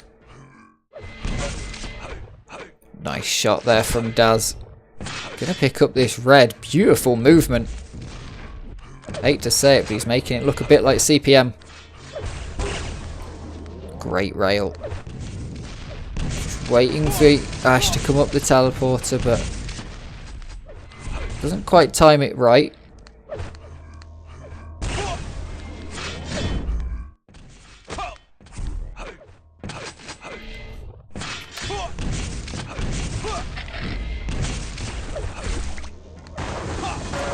I love Hate Fever. Great shots there from Daz. Manages to get the frag in the end. Won't be too disappointed by evening that up. Daz wasn't in the greatest position. Does lose on the respawn a little bit though. He needs to go in and stack up. Just fall back a little bit, does Daz. He's got an advantage on this map. It can very easily be whittled away, but he's got a great shot gone well through the teleporters there, and he's completely confused Ash. Daz has 1 health left, and Ash has no idea where Daz is. If Daz manages to make this kill, that would be absolutely amazing play, but he goes down super low. Going for this red. Beautiful rocket landed from Daz, and Ash is low. Daz, again, completely faking. Like, the amount of times we've seen Daz just fake confidence, the amount of health, and Ash has to believe it, you know, because Daz's aim is so good that if you're not sure, you have to just accept it, but Ash doesn't accept it on that instance. Well played through the teleporter from Daz, gets off 1 pummel. going to make the frag with the rockets. It's an extremely aggressive playstyle. I'm absolutely loving watching this. This is my kind of player.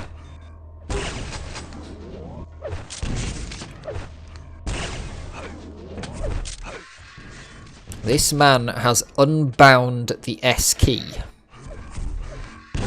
Oh, an amazing shot there. Doesn't quite manage to connect the second rail. Gets taken down by a tickling of LG from Ash. There's only a minute and 15 left on the clock, and Ash is falling slowly out of position. You can see who's had the most control because it feels like we're very zoomed in on this view.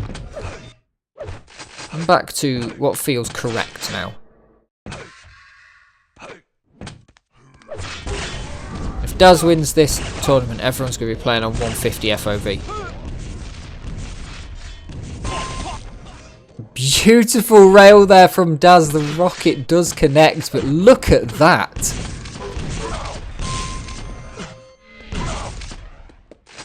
I mean, Daz managed, he does die on the respawn frag, but managing to connect that just stops Ash from completely controlling.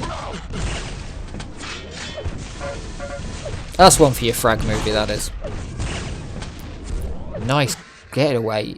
Like, on the old getaway sticks, Daz is just playing fantastically as well. I want to see, I'm on the wrong screen.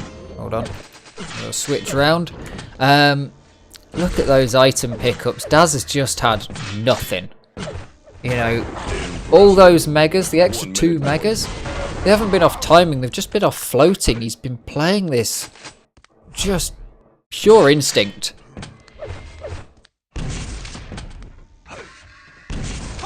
Shout out to Kojin. Instinct 4 coming soon-ish. It's in the works at least. Soon, probably not the correct word from what I heard from him the other day. Now 30 seconds left, and Daz still won't leave well enough alone. Like, you know, look at the advantage he's got. He could just stand here and not worry about it, but instead he's pushing in and trying to make more frags on the board. It's...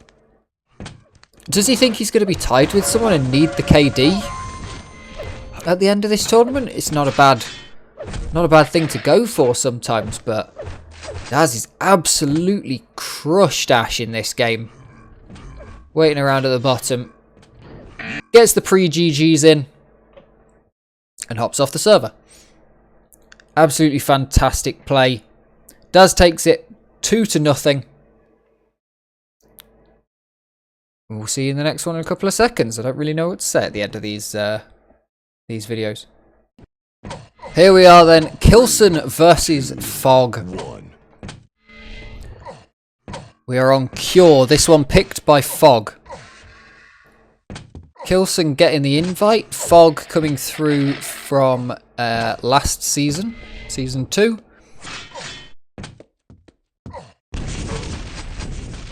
And it'll be interesting because Kilson did retire for a bit. Do some commentating. Now he's back. Been watching his streams. Been watching his videos. He looks alright.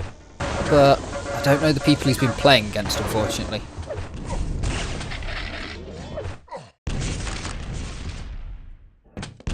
But he looks... He seems happy in his play, is what I'd say about Kilson, from what I've seen on the stream. Fog, I did open up his stream, and then instantly had to go and do something. Because I saw that he was playing Kilson, and I thought I should probably know about this guy before that game, see how good that game should be, and then instantly had to do something, so that was a shame. But Fog taking the early stack advantage, just trying to find Kilson. Finds him. And Kilson gets 2 great rockets off there. Fog going low, falls back to the red. I'm going to try and stack up on these little 25 bubbles hovering around. Now that's the first time I think I've seen someone, when it's been their map pick, where I go, yeah, that's why you've picked this map. To know where all the 25 bubbles are, bang on, to be able to pick up from 25 health to 100 health just like that. most people roughly know where the 25 bubbles are. But if I mean, I think most players could probably point out half of Error Walk's bubbles if I were to give them. At least of one version of Error Walk, whichever one they've played the most of. But you really have to know a map to know where the 25 bubbles are to be able to flick round, pick 1, 2, 3, and be back to full health. 2.5 minutes and no frags being dealt. These players are both not slow, but they're not aggressive. I'm seeing at the minute. I'm having to make these reads on the fly, so if you're in live chat, feel free to correct me. If you comment in the YouTube video, feel free to correct me as well, because, yeah, I gotta learn. Gotta learn about these guys.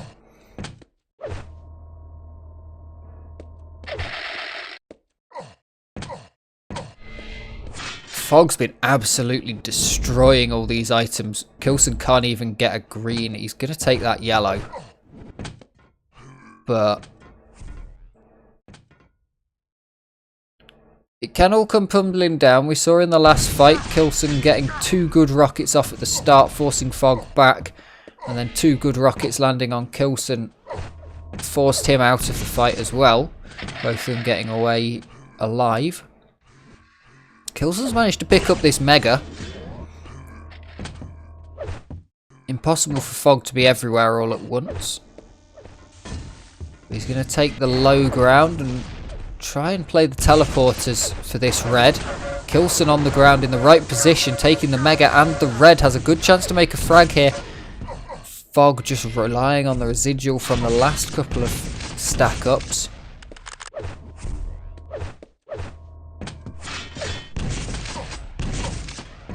But neither player wanting to fully commit. Kilson knowing he can fall back, pick up that Mega after the fight, and go back in for another fight looking slightly better.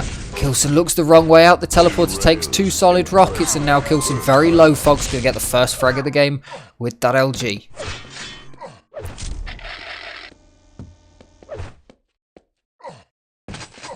Absolutely fantastic play there from Fog. Out of control on the items, but very much in control of the way Kilson was moving. And he knew that Kilson would think he's got to make that count with the stack that Kilson had. Now, having watched Kilson's stream, it definitely won't get to him. You know, that won't be a problem. He'll be perfectly fine with that. He'll be calm and collected. But Fog, well stacked after that fight. 5-minute warning. He doesn't look here, Fog, like he needs the kill, but he hasn't for the rest of the game. Gets a beautiful combo there. But he'll take it if it comes. It's not one of those games where he's not going to take a frag that's put right in front of him.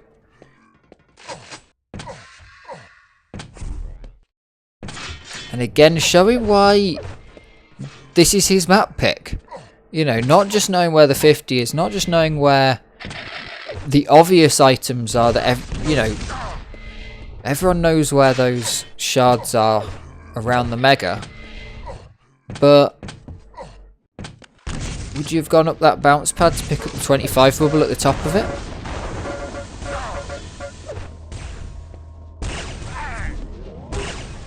Great rail there from Fog. That rail really did even things up. Nice shot again. Both players low as they trade out rails. 8 health, and it's whoever gets the rail off. Fog finds it. Puts it 4 frags up. Kilson's absolutely been in this game. Really, it's 2 frags and 2 respawn frags that Fog was managed to pick up. But 2 proper fights.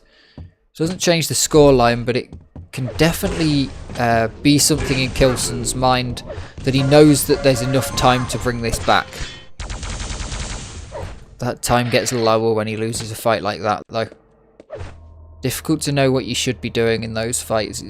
You can you can take them and hope that you've got the sustain and that you aim better and that your opponent panics. But Fog's playing so calm and collected. There's no panic in this play style. Or you can try and bolt, but you might get chased. And I think that's what Kilson was worried about in the last fight. Great LG. There's nothing you can do about fantastic LG like just Fog just brought out. And he's got that crystal clear timing on the yellow as well.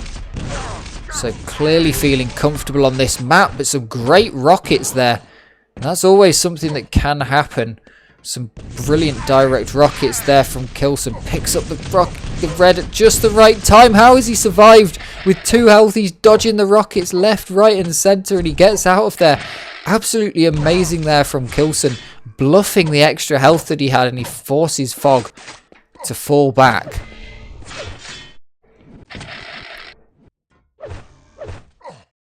That just comes from experience, knowing that you can bluff yourself in that position.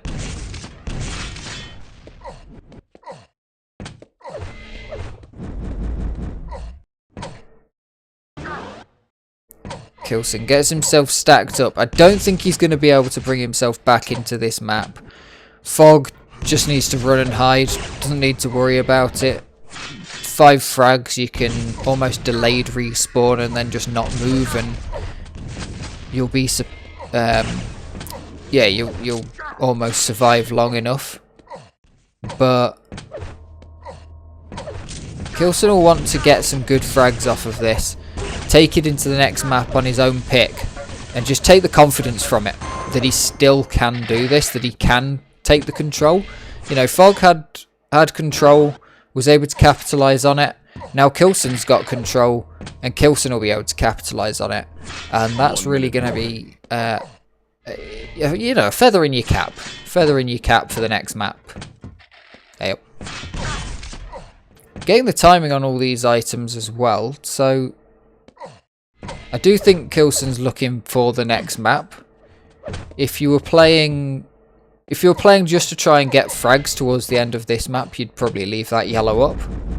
If you're just trying to even things up, but Kilson's playing as if this is overtime.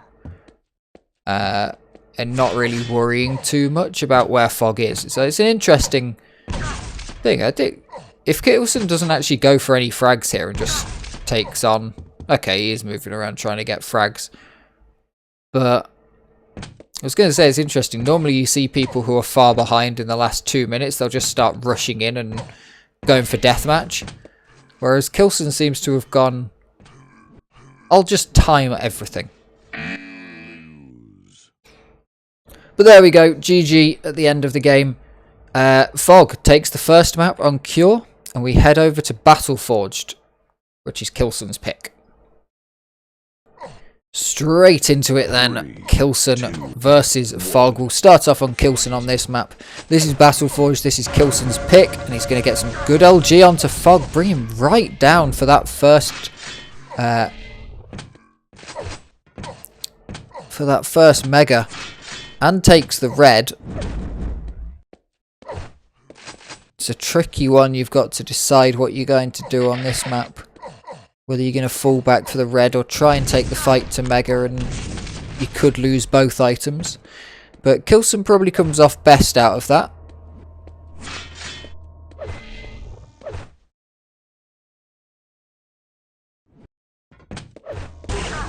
Great rail there. Fog picks up the Mega. Nice push in there from Kilson, but he's a bit low. He doesn't want to risk getting a rocket straight to the face and dying from that.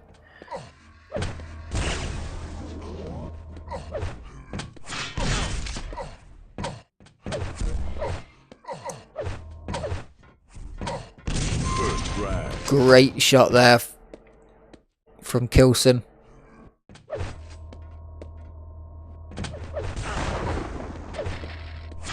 One minute in, he's opened this game up. This looks like it's going to be a much faster game. Fog, brilliant shot there with the rail. Making it work with the little he had.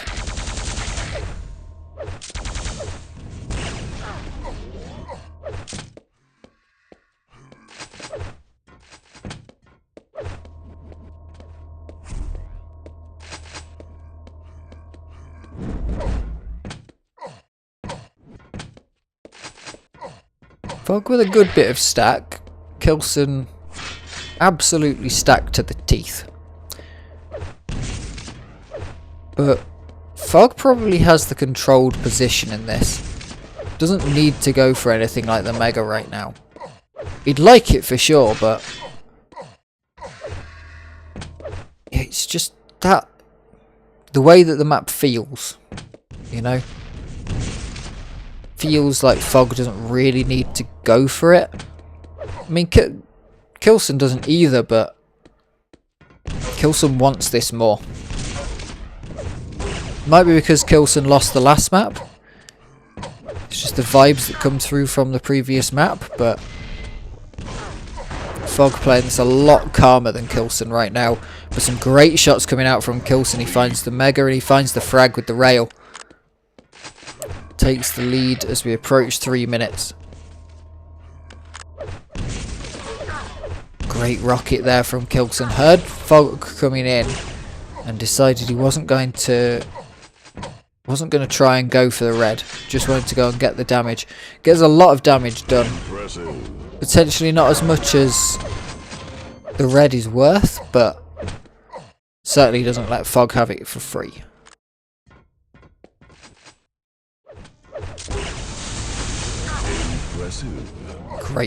Great rails there. Keeping Fog from overstacking again.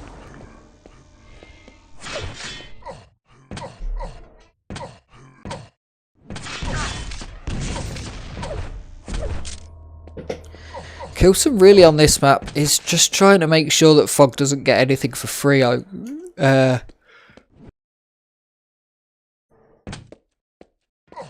Other items he has got more, but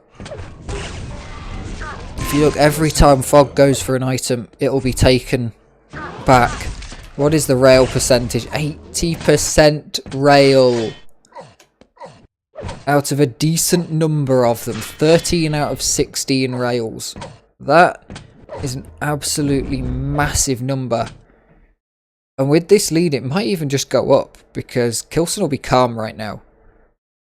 No point waiting around on that yellow, mate. It's got 10 seconds left.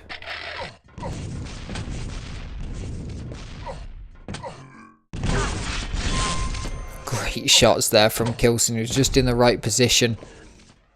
Stayed calm, kept his crosshair where it needed to be and put the rockets where they needed to be.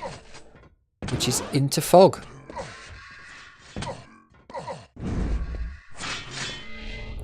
Stacking back up is very much going Kilson's way right now. A lot of it is, you know, the map control and the timings on the major items.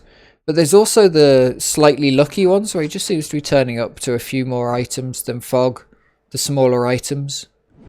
But the battle control certainly helps with that. Kilson has free range to go wherever he wants to go, whereas Fog has free range to go wherever Kilson wants him to go. Kilson quite often is just inviting Fog into his loving embrace. Just wants to electrify him. You know?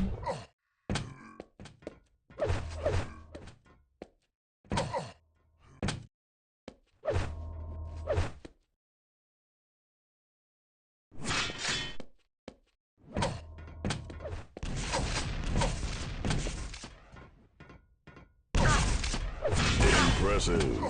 Great rail there from Kilson. Very cleanly picking up the red. Going to take a lot of damage through this teleporter. Just about gets the shot off. That's going to keep him in this. And keep Fog absolutely back up against the wall. I won't say it's over, because definitely a map where anything can happen right now, but Fog is struggling. Looks like we'll be going to 1-1. Unless Fog can manage to very quickly turn the tides on this map. But if Kilson's just playing so confidently right now, what can you do about these levels of confidence?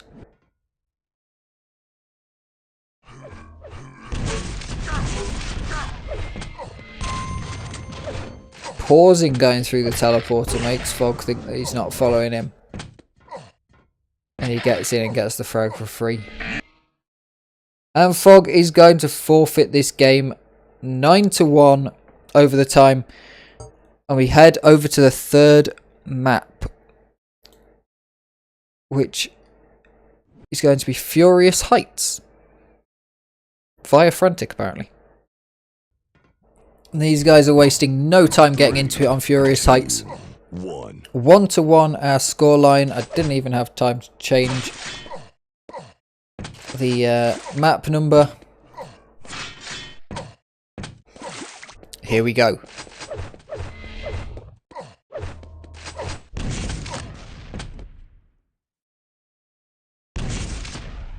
Fog with the red, Kilson with the mega. It's not a bad position to be in for either of them.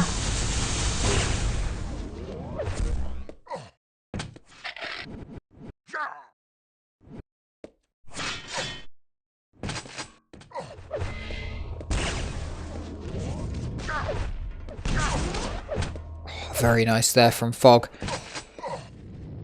Knows he needs to make it fast. But Kilson's going to find a little bit of chip damage, and that's going to give away his position. Apparently 75% rail in the last map from Kilson.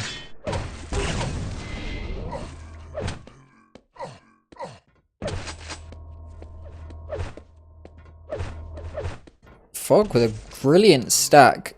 Going to want to push in on this item. Needs to know where Kilson is before he goes in. Drops down. Wants this fight. Gets the rail. Combo kill. Combo, possibly impressive. And a headshot. Come on.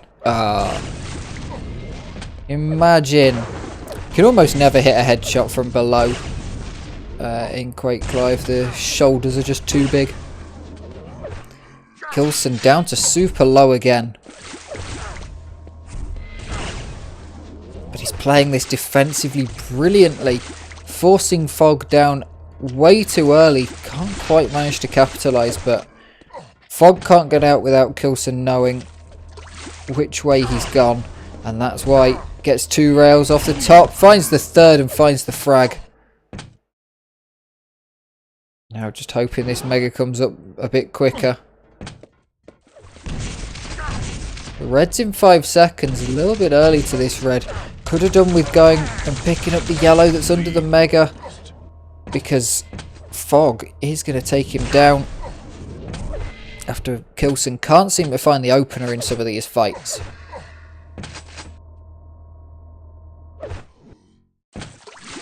Fog with an incredibly long zoom FOV change.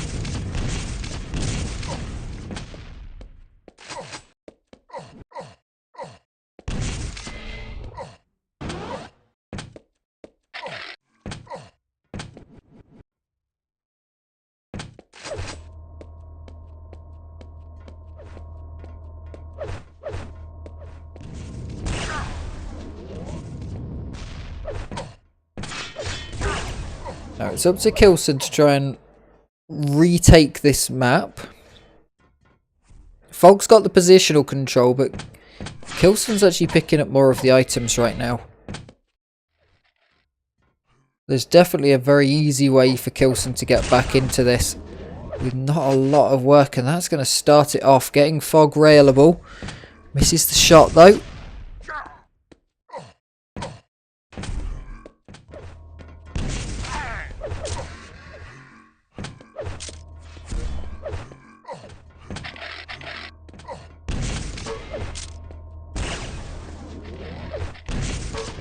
Great shooting here from Fog. Kilson way overstacked, but he's getting punished by this. Finally Kilson manages to make the frag. Loses a lot more health than he would have liked in that fight.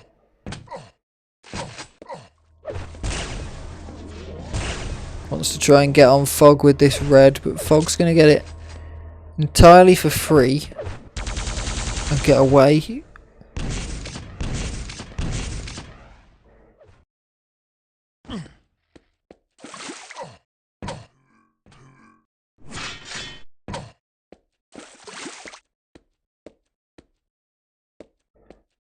Fog decently stacked with the red from a couple ago and the yellows. Mega's come up. Fog's in the right position, but Kilson's going to get in there. Fog doesn't know what stack Kilson's got, but he does have the stack himself. I just don't know if Fog has the weaponry to follow it up. A good rocket is going to open things up massively for Fog. Able to take that red for free. Kilson very clever, plays the exit path.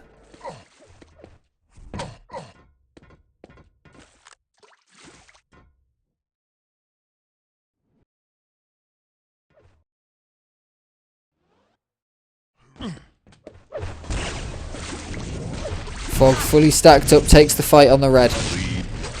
Picks up the lead and should be able to convert this. Kilson plays it very well though, dodges a couple of shots and Fog's not able to get in.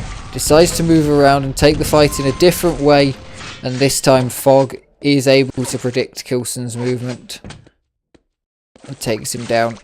2-4, 5:45.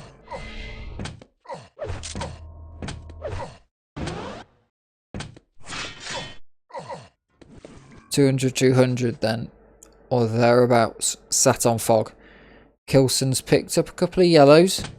Doesn't have a bad stack. Would like more.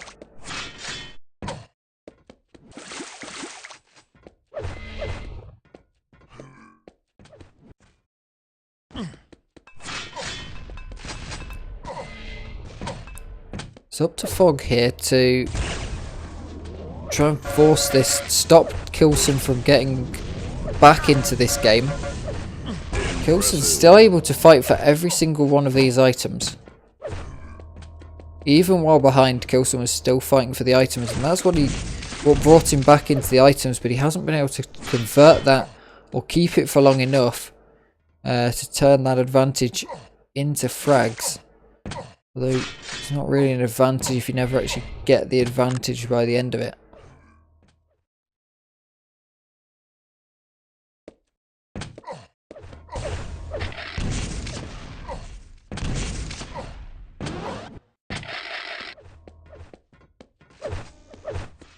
Still 2-4 here.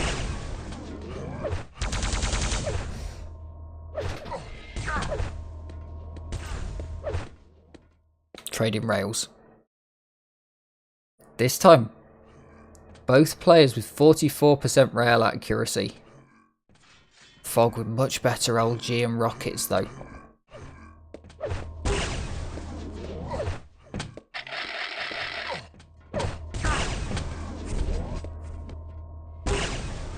Very nicely played there from Fog, but Kilson's going to get the mega and take Fog down.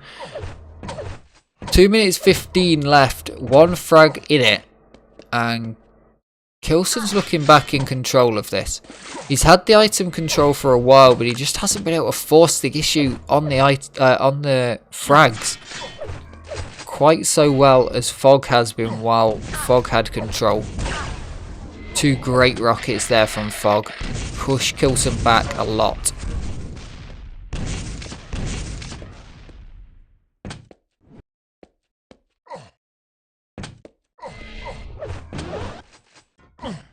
Kilson keeping it stacked up. Goes in to try and take the mega fight.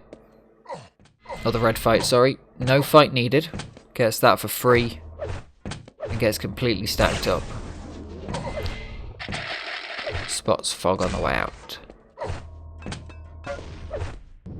Nice little bit of chip damage from the grenade.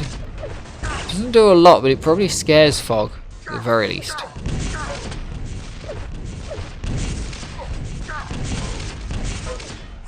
Fog pushes him well, gets a lot of damage done onto Kilson. Like we've had so many times before, just a couple of good rockets going your way can break a stalemate really. Kilson only has 1 minute left to find this frag, and Fog is absolutely determined to not do it.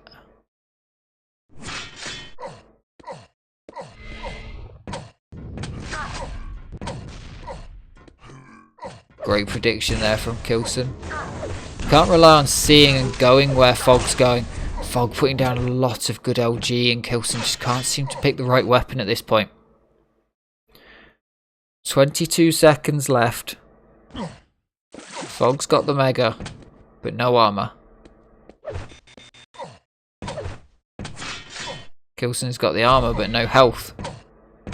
10 seconds left now. Do we go to overtime? Or is Fog able to take this? Kilson pauses for just a split second, but that is it. GG. Fog will take the series 2-1 in a final that went so close to the line. Fantastic games there. And hopefully next up we'll have some just as good. But absolutely fantastic between those two. Such close duelists. Okay, we are just a split second late into this one. Dazator versus Sparty. We'll start off with Sparty's POV. Here we go. It's a good start from Sparty, landing good shots. Moves around the back. Both these players incredibly quick. So this could be some fast gameplay. There is going to be a bit of a ping difference between these two. They couldn't find equal pings. So it's going to be a server swap in the middle to even things up. Great LG there from Daz. Stands there. The best way to dodge is not to dodge at all and just to fool your opponent. Daz really needs to come and play some defrag. Flies around these maps. Impressive. Great L, just absolutely banging the rail out. 71% out of not a lot of shots, but really high. Sparty can't fight for anything. Daz is using every single item on the server as bait. And yeah, just the way Daz plays, does not care about items. Sparty's going to pick up the Mega over the other side of the map. Daz has to hunt around for bubbles to get back up to a decent stack.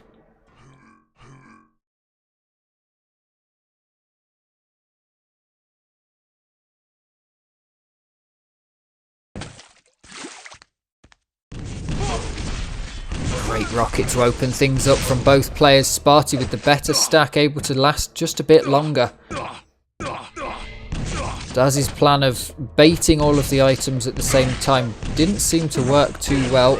Apologies about the score I still have up at the top. That will be 0-0.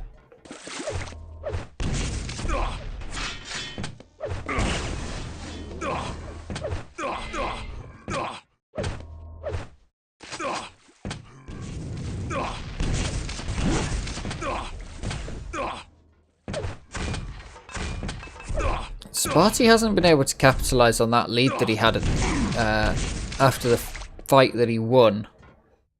And now Daz has got the control back, which is interesting. Considering he had nothing. Very nice play from Sparty, using the rocket to gain the speed. Daz will head over to the red.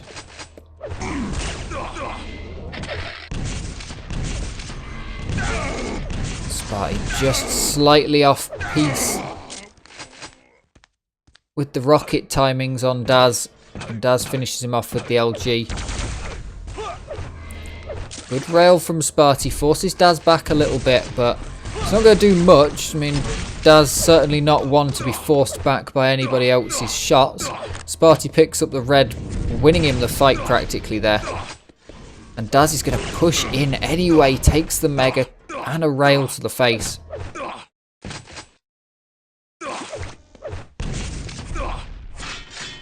Sparty making sure to get stacked up. He's got to. Daz's aim is just incredible. Sparty will tie it up through overstack and a little bit of positional advantage. Daz low after just a bit of LG. He just moves so fast, no one can hit him. Sparty's playing this really well though. Daz is on the red, but Sparty knows he's got the sustain to hold him down. Both players' LGs are impressive.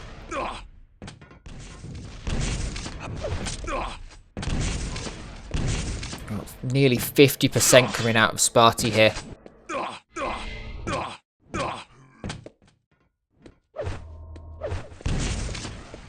Baits the red, but can't get any damage out of it. There's the sparkles for 3 hours.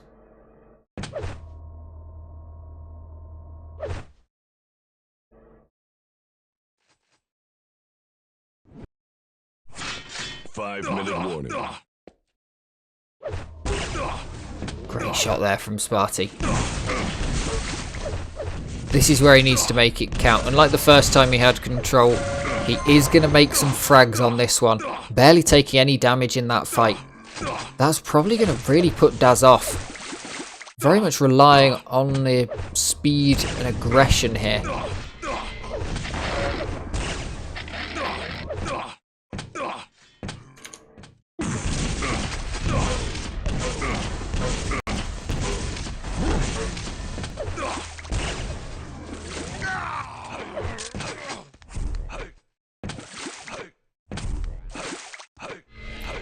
This map is the pick of Sparty, so it's certainly not too bad for Daz to be in this position. Going over to Silence after, which we saw Daz play incredibly well against Ash. But for now, this game is still alive. Daz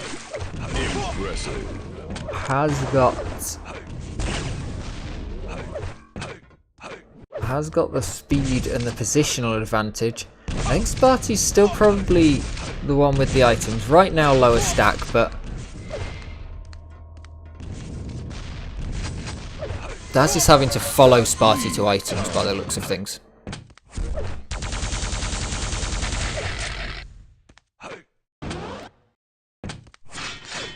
It's a good set of pickups now. The lead tied. Daz should be able to make this one count. Gonna make some good shots. Doesn't quite land the rail. But Sparty's so low. Beautiful frag there from Daz. Just tracks down. And takes the shot right before Sparty hits the ground. Really doesn't want Sparty to take that yellow for free, but that's just a lot of rockets wasted and somehow none of them landed. Sparty ducking and diving around them.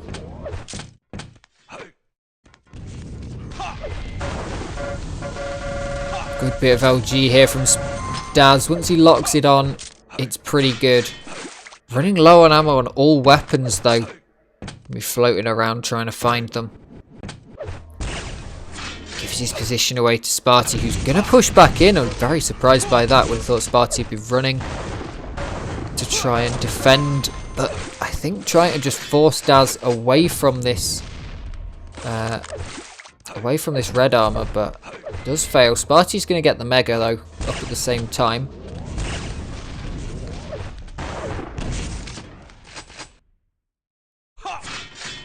And Daz is very well stacked. 2 minutes left. Sparty now on the back foot.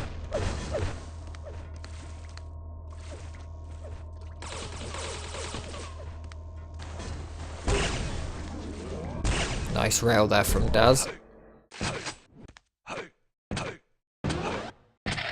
Keeping things tied up in stack by getting good shots off. And holding Sparty in positions that for longer than he'd probably like to be in. But Sparty's going to push in. Gets a lot of damage off. Both players super low, but Sparty able to get the final shot on that one. Heads off to restack after the fight. Red's his, but didn't have much health after that. Great shot there from Daz. Sparty denying all the items that he can. Red's coming up soon. Daz should pick up the Mega. He does indeed. If he can get this yellow and then go into the next fight, then Daz will be in a very nice position, but Sparty's going to try and hold down for where Daz is going to come from, and Daz is in the little chute below, but gets beautiful shots. Sparty put down to 5 health, and there's no health bubbles around for Sparty to pick up. He's hiding. He's found that 50. He's got 15 seconds left to make a frag and a return. Daz is just hiding. Daz gets the LG pin, and that must be it. Over 10 seconds left. GG comes out from Daz. 9-6 the final scoreline on the first map. And Daz is going to steal Furious Heights. We swap server and we head over to Silence. Here we are on map 2. Daz took the first one and we are now on Daz's pick. We'll start off with him. The aggressive and fast play style of Daz. Sparty also pretty fast and aggressive, but I think Daz just a cut above with how fast he's going to move around and push in. Does help that he plays on 140 odd FOV, so it always looks fast. Sparty getting some great LG here. Daz able to get even better, despite being unable to move quite as far. But Sparty just didn't have it. But it's only the first frag, and Sparty will be able to stack up pretty decently to take the second fight. Nice rail there from Daz. 2 rails to pick up and punish Sparty on the red. And now Daz will be looking to make this frag. Swaps weapons a couple of times, but finds the rail and manages to hit it. Sparty with the yellow. And Daz now needs a little bit more stack before Sparty comes back. Sparty tries with the machine gun.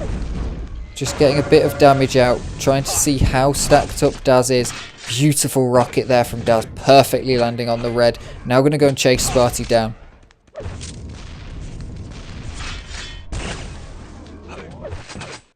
He's grabbing all the items he needs. And none of the ones that he doesn't. It does his leg fantastically today.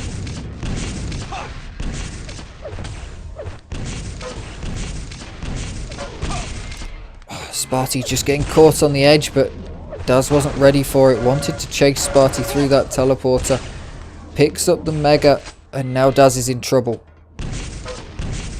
Perfect play there from Daz. Predicting where Sparty was going to be and getting enough damage that it puts Sparty off long enough that Daz can pick up the red before getting railed. That Sparty does hit the rail, but it's not going to be the frag. Daz still very much in control of this map. Sparty punishing the aggression.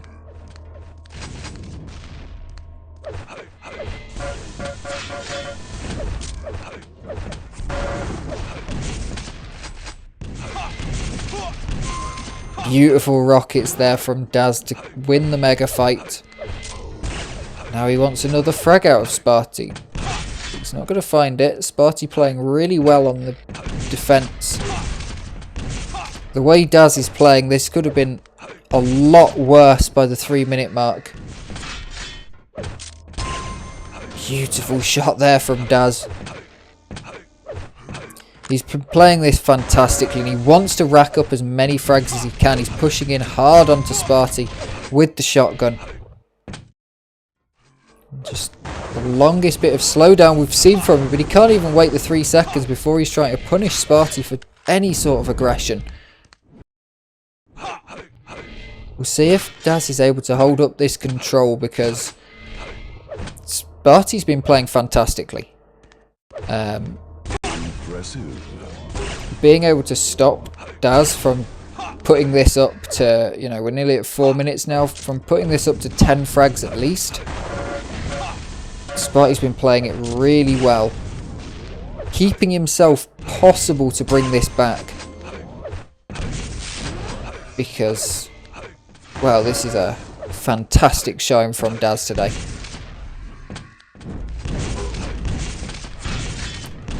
It'd be interesting to see if this is just a one-day thing, or if this is going to continue.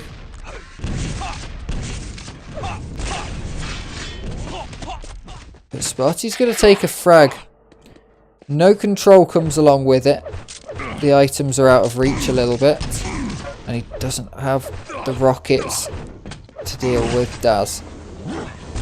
Can't land the shots. Goes low. No way you can push in on this. Beautiful shot there to find the frag on Daz. Picks up his second. Using the teleporters back and forth.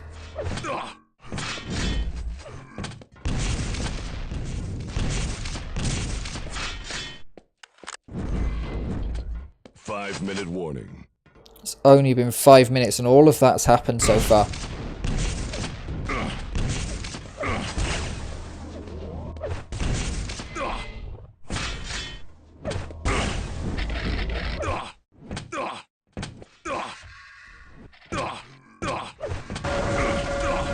Oh, a beautiful LG pin there from Sparty. Holds Daz down.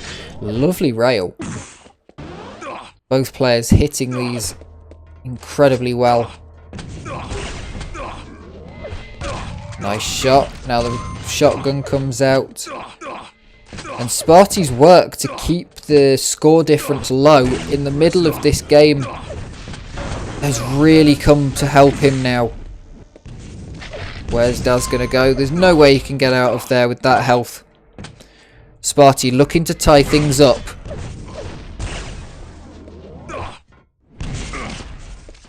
Daz just a little bit in before the mega. Sparty gonna play it around, gonna try and just deny it. There it is. Wants the frag more than the mega, but will take the mega if not going to get the frag. Don't want to run away and completely lose track. If you can't find the opponent and you're just chasing wild geese, there's no point. Just go back to playing for control. Beautiful rail there, absolutely clean and precise and clinical. All the they're not even superlatives, but all the words. All these things are what that was.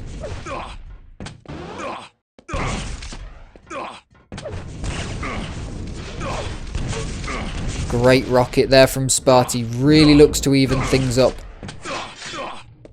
It looks dominating from Daz at the start, but the way Sparty was able to control through the middle and not lose too many frags, it really goes to show just how well he was doing now, when he's been able to bring 6 frags back in half the length of time that it took Daz to get the 7, and now ties things up. Goes a little low in the process, but he's got the mega, so it's fine. And finally, Sparty takes the lead of this match. Will he relinquish it before the end? That noise of lead lost might be the thing that kicks Daz into gear, but he can't get away from Sparty's rail. What is the percentage on that thing?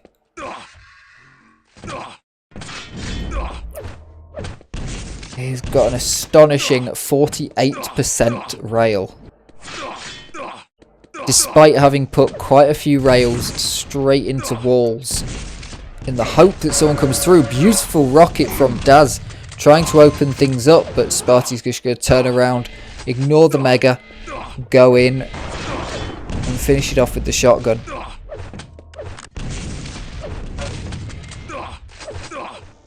Now Daz is trying to play a little bit more defensive. Not let Sparty have quite as much fun with it. But Sparty's bringing this back. It's beginning to look like they're going to trade each other's maps.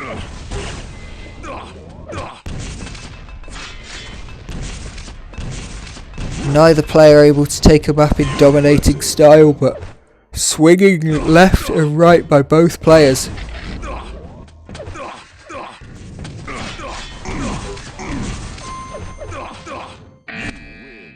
And Daz forfeits the game. 13-7 we go.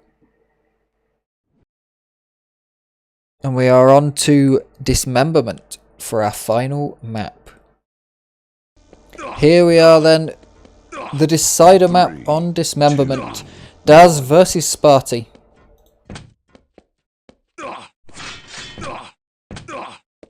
Sparty picking up the red to start things off. Daz with the Mega.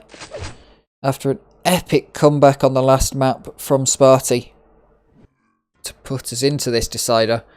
They've both played each other's pick. They've both won each other's pick, rather. So that is definitely something to take a look at. But the way that this map's going to play is going to be incredibly different to the other two maps we've had. Both players are very fast and aggressive, but this map, a little bit slower. You can be aggressive, but it's much easier to punish that aggression, as we see Sparty doing there. Daz has to push himself into the line of fire, and Sparty's just able to knock him around with the rocket launcher, keep him at bay, finds the second, and really opens this map on a winning streak. Daz just in the wrong place, trying to go for that.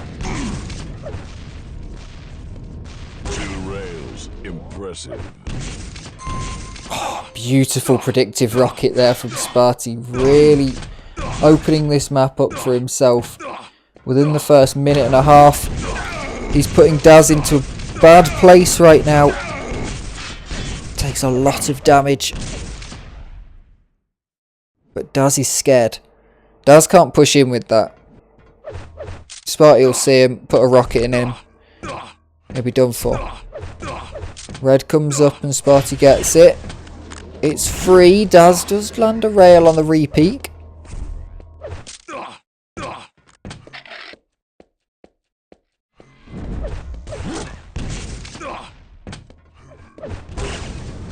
Something's going on in the tour.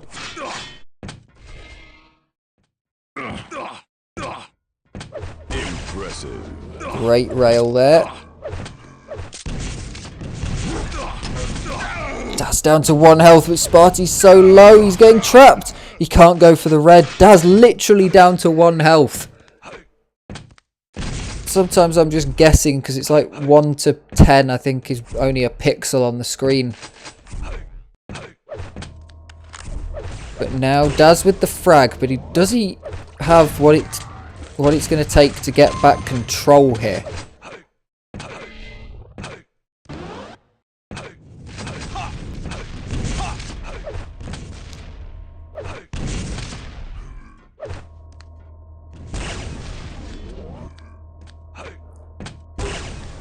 Beautiful rail through the gap.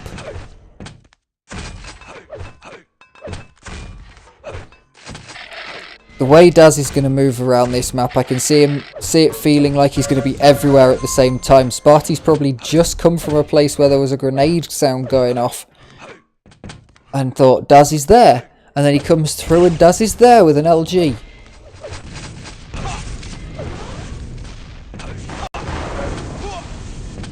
Oh, beautiful rocketry there from Sparty, able to pin Daz against the back wall, hold him where he needs him.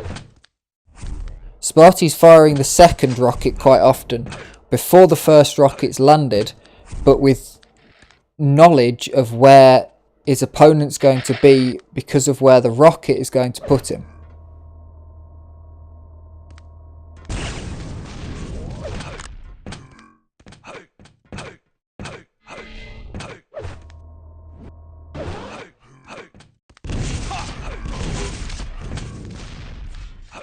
I thought I could get away with not watching the Tour de France today and doing this because it was a boring stage, but there have been some developments. Crosswinds baby. And everybody said that it would just be a boring sprint stage. Why did they put it on a Sunday? The answer is because it's Bastille Day tomorrow, but, you know. Daz super low here. Needs to get away and needs to find some health. The health's all out in the open, though, on this map. So close for Sparty to just be able to hit a rail. Maybe even a shotgun. Or one of those beautiful predictive rockets. There it is. Finds the rail.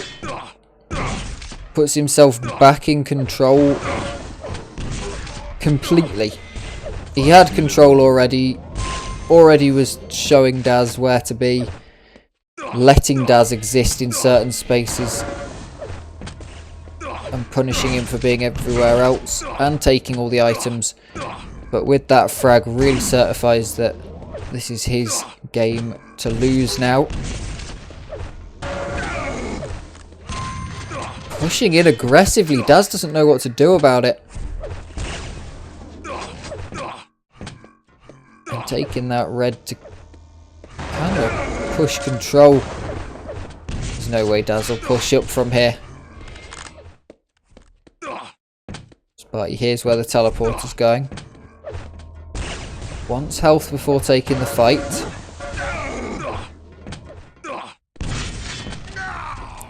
Red but no health. Ain't gonna help you, but Daz is pretty low. Those machine gun bullets might be coming in. But Sparty nowhere to be seen when that mega's taken.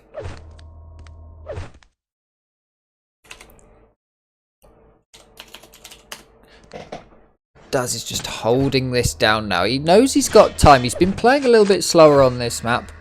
Less aggressive. Possibly learned very quickly from what happened on the last map where he was a little bit loose with it.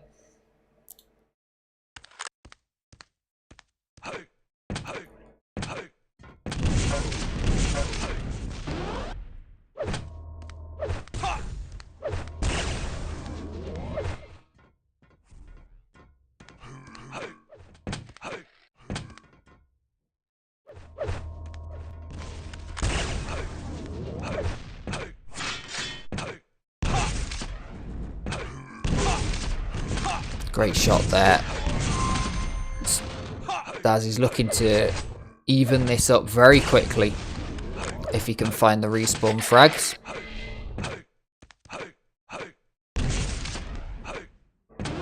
He's holding down better timing of a lot of the items on this one than he has been before. Can he get this LG out? Sparty staying around. And the shotgun does the job. Most of these shotgun kills have been coming very on the edge of the shotgun. Beautiful air frag there. That is absolutely one for your frag movie. With the crazy FOV and everything. It'll look beautiful. Lead taken. Sparty goes for the rocket jump. I'm not sure he spotted how low he quite was there. Ends up with a self frag. Impressive. Very nice rail there. Punishes the taking of the mega. Sparty going to get the yellow, which is going to keep him alive out the end of this fight. Along with that 50 bubble. Daz knows that he needs to push this though. He can't just let Sparty get away because he doesn't really have control right now. He might have the lead, he might have taken the last few armors. But that's not going to mean anything to Sparty.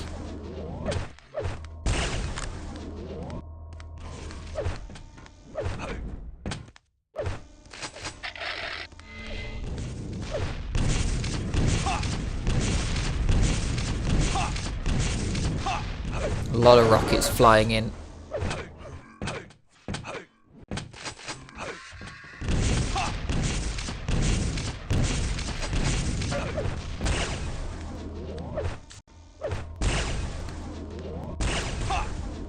Great shot there 1 minute from Sparty.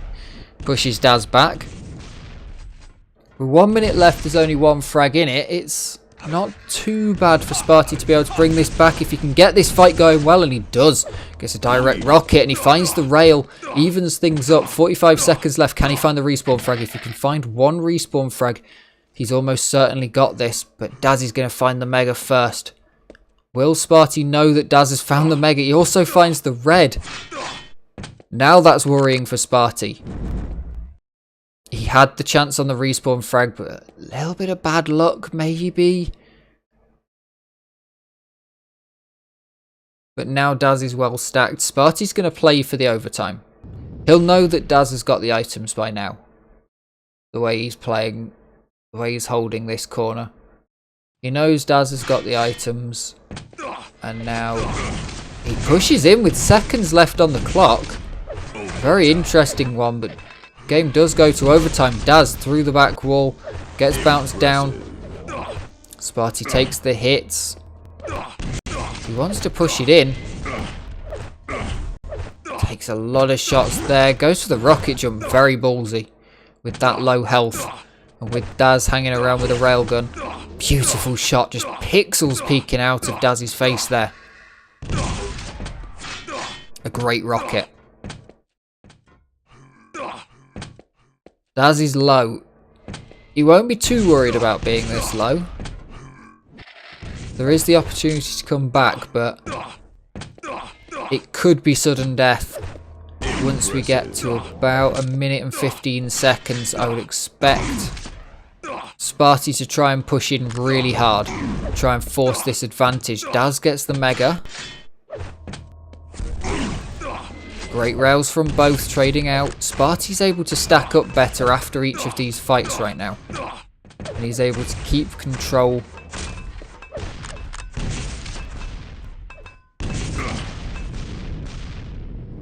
Daz doing a lot of good splash damage. Sparty knows the timings. He says that rocket launcher has stopped firing. I'm going to push in here. Great shot there from Daz. We've got 30 seconds left on this overtime. Neither player wants to push it. Neither player believes in their ability to track the health. Great shot there from Sparty. He'll know Daz is low now with 2 rails. So Daz is going to find the red, but all that does is stop Sparty from having it. 10 seconds. And Daz is going to get pinned. Sparty's low. Sparty manages to make the frag in the last second. Sparty types GG. I mean, that's ballsy considering you only have 25 health. And it goes on. Sparty, bitten by his own hubris, manages to play up to it. Sparty, Daz takes the lead. Don't pre-type GG unless you're forfeiting. What on earth was that? What just happened? He had 35 health. That's a shotgun from across the map and a bit of luck. Daz is playing this absolutely fantastically after that. Sparty must be tilted as all hell.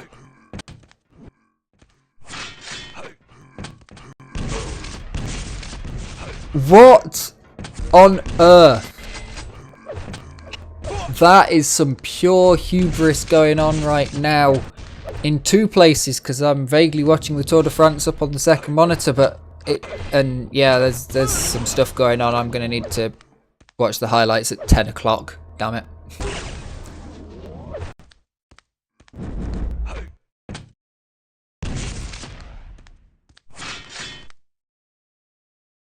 And Daz, for the first time in this entire series, is playing gently and passively and just walking around and not flying around. And Sparty will pick up the red armor, but Daz is just going to hold down the yellow corner.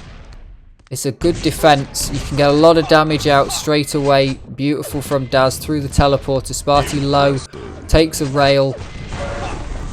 Daz might even be able to make this a 2 frag difference, and that is absolutely GG. And for the second time, Sparty types GG, but this time, 1, it actually is GG, and 2, Sparty has lost. What an incredible game. I mean, we saw a Dota game in the international qualifiers, which went overtime, or it didn't go overtime, but the one team typed GG, and that was enough to officially be a forfeit, but then they actually won in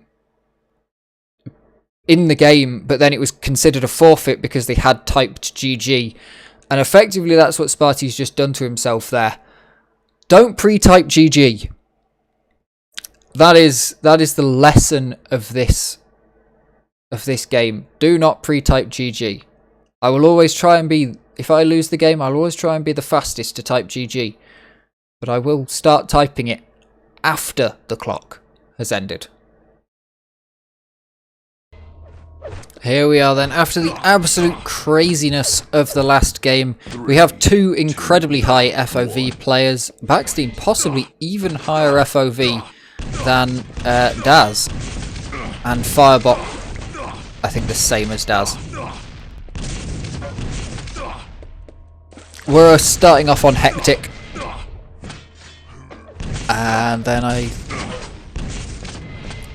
we will go to Furious Heights and Cure. This map picked by Firebot.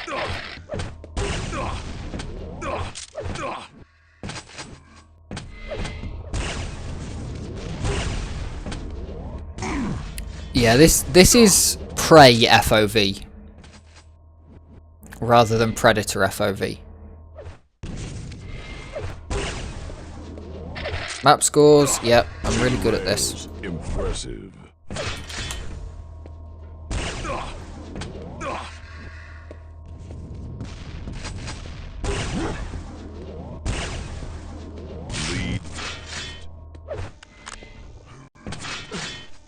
Wow, how does this FOV... Oh, Firebot has zoomed in a bit. Wait, does Firebot have a zoom out FOV? I have seen it before. People having a zoom... Ah, yeah, he was zoomed in. So potentially playing like... Yeah, it looks like Firebot's going to be playing like we saw... Ooh, I've forgotten who it was now. Actually, yeah, it was Daz. Where most shots and most playing is taken by being zoomed in to a more normal FOV. Has multiple FOVs potentially. Very interesting. Yes, multiple zoom scaled FOVs. Very interesting. We like talking about setups during games in this chat. Any rates on these players having Excel? I reckon Firebot's got Excel.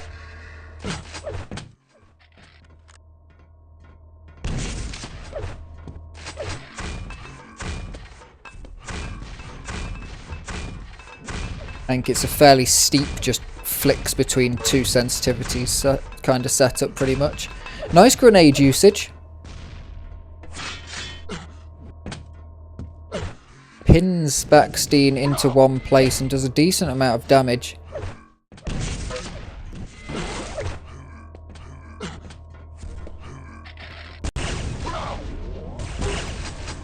Nice rail there. Can he find the LG? Does. Now looking for more frags for free. Great rail. Baksteen, no real way to get out of this box, but you can deal some damage back, and that's going to put Firebot slightly on the back foot, but recovers and finds the frag anyway. Baksteen holding Firebot down. Firebot collecting the final invite. Came second in the final day of qualifying,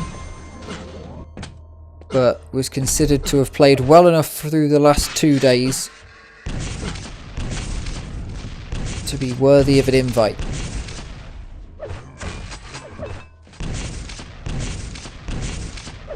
Impressive. It must have been tough choosing that last invite on the list.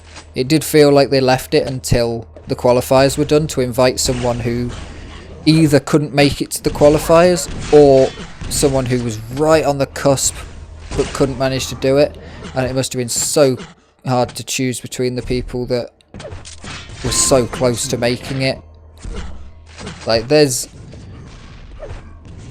more than 16 people worthy of being in the top 16 for this game. And Yeah. Firebot proving he has every right to be here. Baksteen, one of the players that got through in the top 8 from last season. And taking a fairly good control of this map.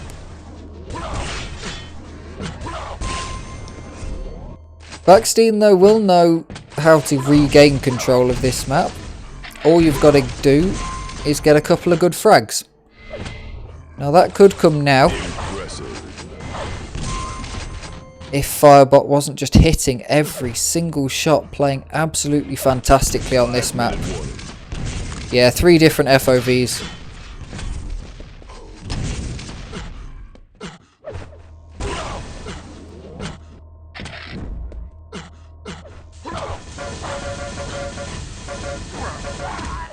Firebot not really landing much with the LG there.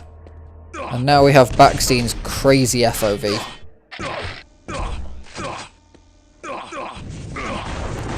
There are many games where this FOV is impossible. Quake Live is not one of them.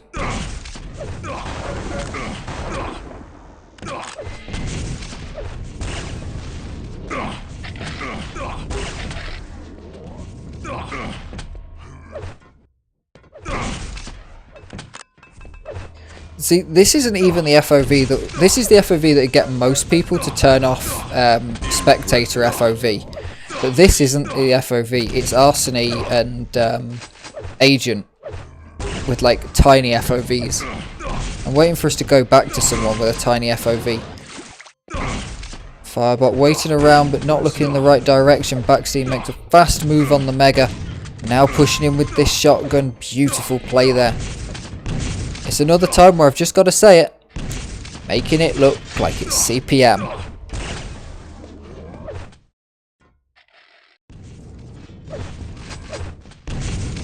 I have played slower games on Hectic in CPM than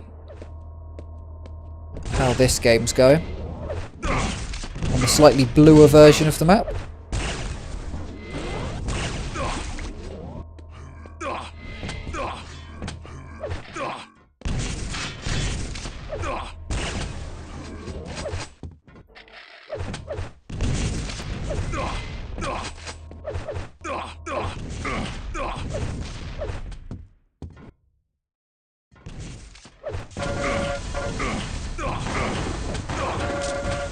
Great LG there from Baksteen, brings it back.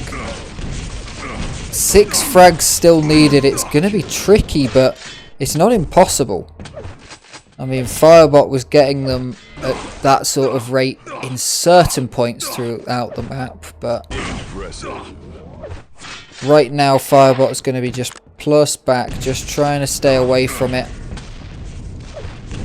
It's going to require some luck for sure. That's not luck, that's skill, but will he be able to get the luck on the respawn? Firebot gets a good rail off, forces Baksteen to not push in too hard, but Baksteen makes a fantastic play around the outside. Firebot's so low, the shotgun comes out. Baksteen not great health, might get taken out, manages to survive. Combo kill, and finds the Mega. 2 frags, 2 minutes. Can Baksteen bring this one back? Steen. Lovely rail. Wants the shotgun. Doesn't manage to find it. Firebot survives on 1 health. Baksteen comes in with the machine gun. Knows that he only has to hit 1 bullet on that one. And now he's going to pin on the LG. Firebot 13. Baksteen 12. Baksteen on the upper hand. Neither player has any control over this map. The only control you've got right now is who has some weapon. Baksteen though takes a bit of control in this tiniest bit of downtime that we've just had on this map. And Firebot looks to slow the game down. Just a spot. Just long enough. Baksteen super low. Firebot has better health. But Baksteen stacks back up beautifully. Really well played there. Now Firebot's looking to try and hit the shots, but baksteen stacking back up after every fight. Lead taken. That lead taken. And that mega might be the end of it for Firebot, but a beautiful direct rocket. Gonna help. 30 seconds to finish this off. Baksteen misses the jump across to the red, but Firebot's not going for it. Where's Firebot trying to make these frags from? Comes through the teleporter and Baksteen's ready for it. In all of this chaos, the best thing Baksteen's done is taken control of these items. He's absolutely kept his foot on every single item during all this chaos. Only letting the mega go right at the end there. GG. 1-0 to Baksteen in a fantastic comeback. And yeah, there's no need to disconnect after the Sparty match. There's some fantastic games still to come. And it looks like this one's going to be really good as we head over to Furious Heights for map number 2. Here we are on Furious Heights. Baksteen versus Firebot. A much bigger map than last time. This one being Baksteen's pick, and now he's one map up. Firebot might be a little bit tilted coming from the last map, but we'll see how he's able to do it, how he's able to handle it. It's difficult to bounce back after a comeback like just happened. If it's been close all game and then you take a little lead, but to get all your frags in a row and then lose all your frags in a row,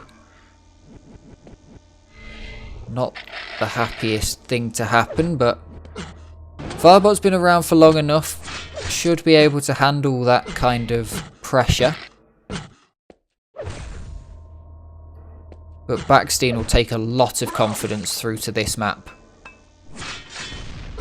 And clearly Baksteen has good mental resolve as well.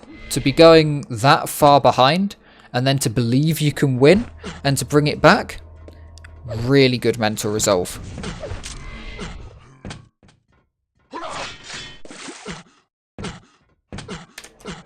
These matches are going so quick I can't even have a drink in between them. Hopefully we'll get a break between the next games so that I can go and refill my bottle.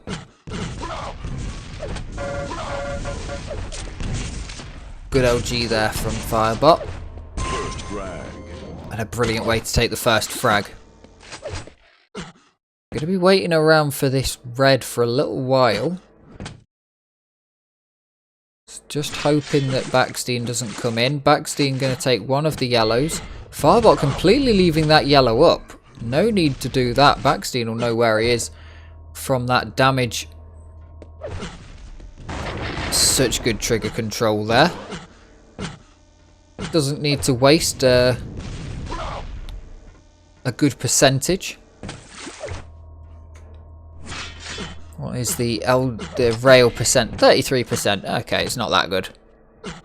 I thought he might have 100%. Might want the... I was going to say he probably wants to hear that impressive noise. It is a good noise. I have been known that when I've been able to get an impressive to slow down my gameplay and not go for risky rails. Great rocket there from Firebot. Really punishes Baksteen. All items up. Mega taken. It's going to go for free to Baksteen though. And Firebot's going to get the red for free in return.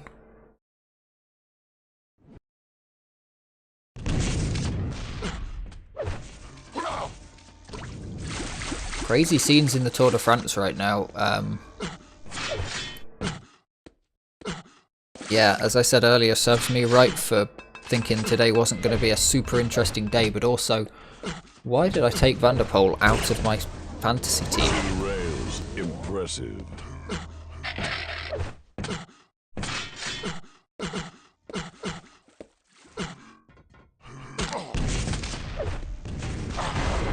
Great rocket there from Baksteen.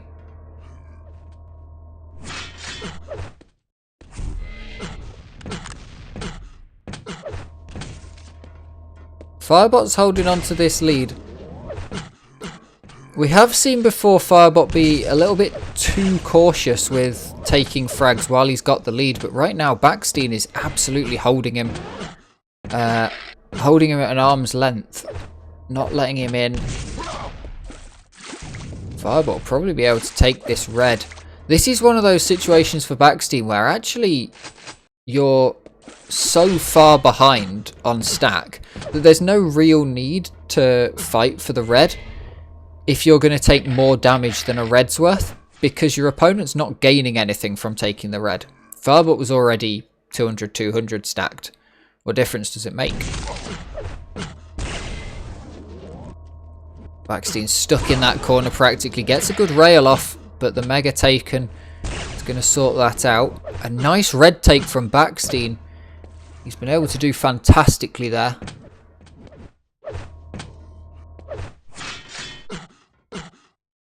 And if he can fight for this mega on the next cycle, it's going to come up after the red.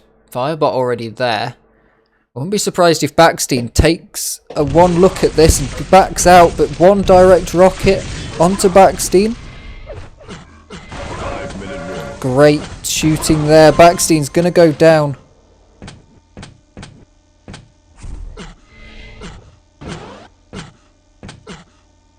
Two frags in 5 minutes.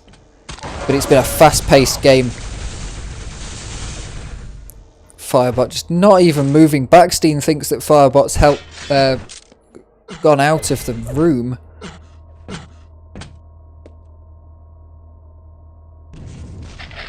Firebot's still there though.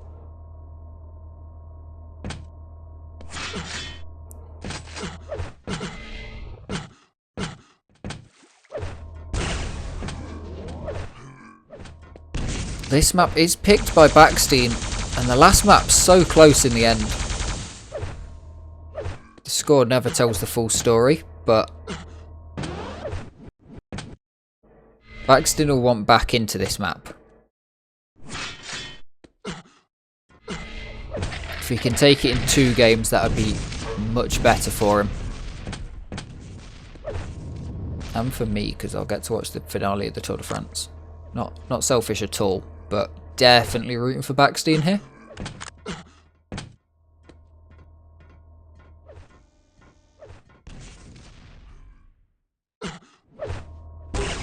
But I can't survive an overtime. They've got 4k to go, they'll do it at 50k an hour. So that's 5 minutes, give or take.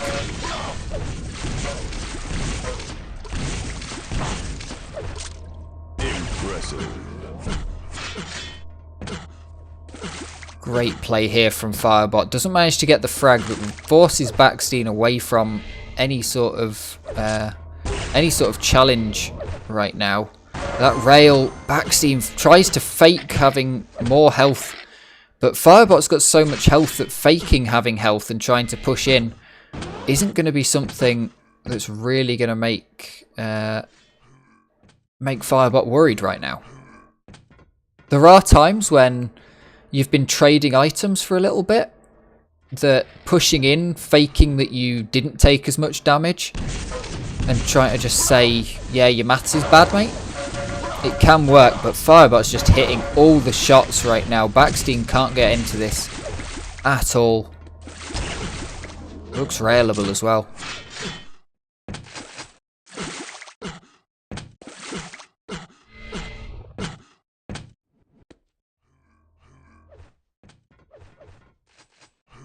$50k an hour roundabouts being taken in the Tour de France. As these two players slow it down. Well, I was about to say for the first time, but we have seen them slow it down a few times on this map. It's still been an infernal pace though. That 3 frags definitely doesn't tell the story of how many fights there've been. The back and forth between these two. Firebot out of rockets.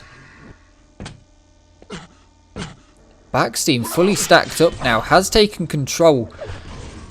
We've seen Firebot lose games before by not being able to capitalise on a lead when the lead was had and then having to play defensively. I'm not sure that Baksteen's going to be able to get 3 frags in a minute 20, but even if he does, Firebot Impressive.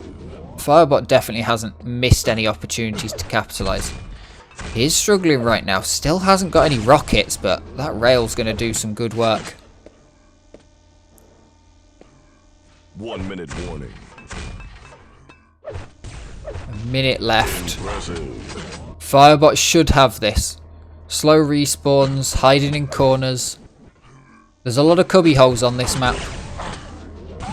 If we were still on Hectic, I'd say it was happening, but Baksteen's just playing for pride in the last few seconds. Firebot now has a rocket launcher, finally. It only took dying and a respawn to be able to find one, but he's doing great work with it.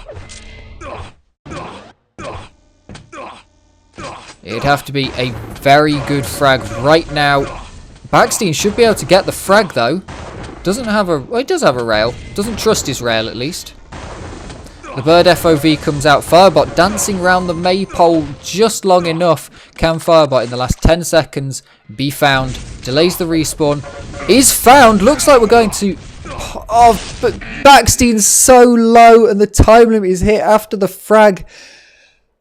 Oh, it almost went to overtime. But instead we go to a third map. Absolutely fantastic from these two. Here we go. They're into it too fast for me to finish watching, so I'm going to finish commentating. There's a great sprint going on in the Tour de France.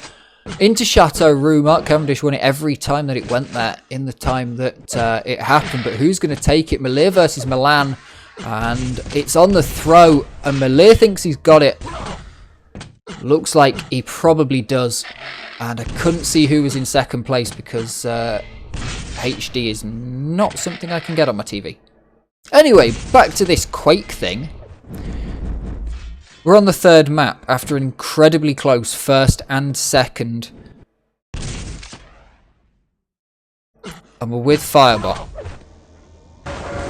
Two good rails from Baksteen. Puts Firebot in the bin, but Baksteen not able to push in. He's not in the right place.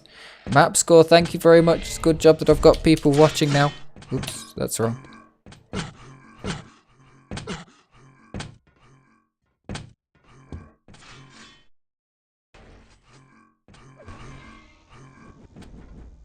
Baksteen stacking up. Firebot unable to find anything around here. The red's up, but he's in the wrong place to even fight for it. We'll hear it be taken though. Just out of LG range. It's such a long range, but he's out of it.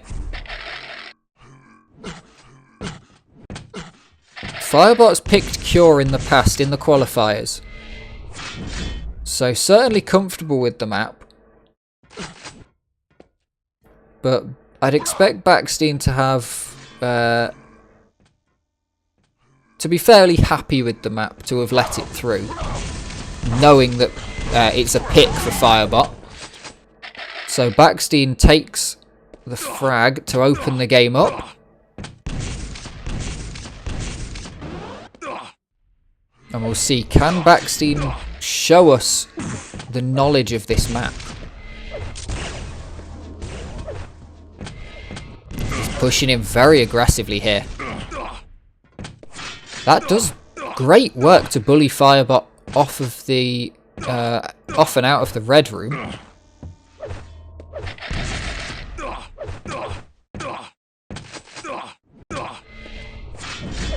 Baksteen plays this pretty fast.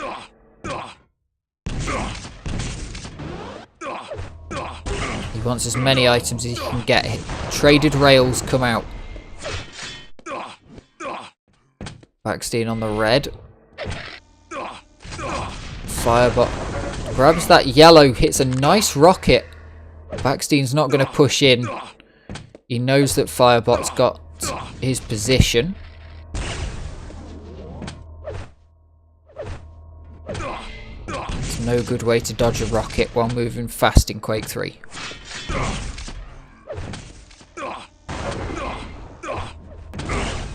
Good LG there from Baksteen. Good rail from both of them. Neither connecting that time. Baksteen floating around this map. It's like he's on ice. He goes through the teleporter and he takes the shot as if he wasn't. Finds the little toe of Firebot, who picks up the red. Baksteen mid-air, switching weapons, trying to decide does he want the shotgun, but he's just picked up the red, so the shotgun won't do much against the armor. Pulls out the rocket, and it's the correct choice in the end. Lands a very nice rocket. There's always a panic when you watch your opponent swapping weapons in front of you. You're like, oh, my demise is coming. And sometimes you know what health you've got. I assume Firebot was thinking, I hope he picks wrong here. But sometimes you've got 2 health and you're thinking, yeah, I'm dead anyway. Your only hope is they pick the rail and whiff. Baksteen playing a little cautiously now. This lower health doesn't mean slower. Just means that if he hears Firebot, he's not going. That LG from Firebot might have just pushed Baksteen onto that Mega. I don't think he did quite a strong enough jump to get across there.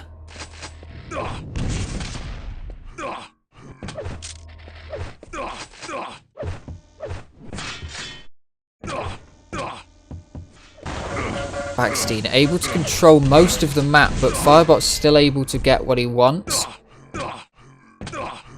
Now Baksteen's so low, Firebot with a beautiful shot with the shotgun.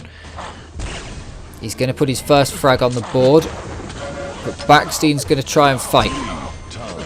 It's not going to go well. Baksteen only with the LG, not able to deal that burst damage like the railgun can. Tied up at the half.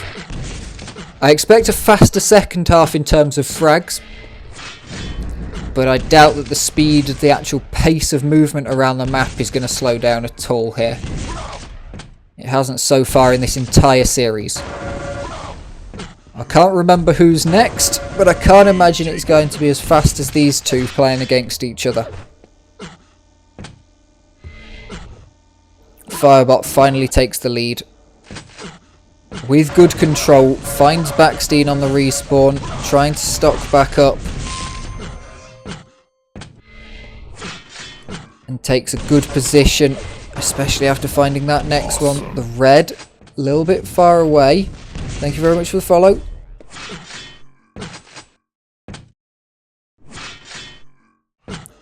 Firebot now scrapping around, but manages to stack back up as good as Baksteen is. Awesome. Thank you also for the follow. Baksteen's been playing incredible, stealing these items. He must have spotted that Firebot quite often wants to turn up to an item slightly late. It usually does work out well for Firebot. He turns up to the item late, and if you're not there, takes the item. If you are there, it's usually able to get more damage out than the item's worth, which tends to work out. It does mean that he has to play less aggressive between the items because he doesn't always have them, but it can be much more advantageous. Great play through the teleporter, but Baksteen's able to turn around and get some great damage out.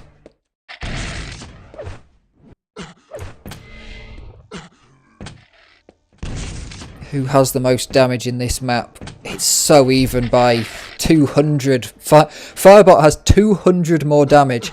That is literally the 200 extra damage for the frags. It's very rare that you'll see anything close to that. Obviously, an actual frag takes a lot more damage because you will have some armor, some extra health maybe.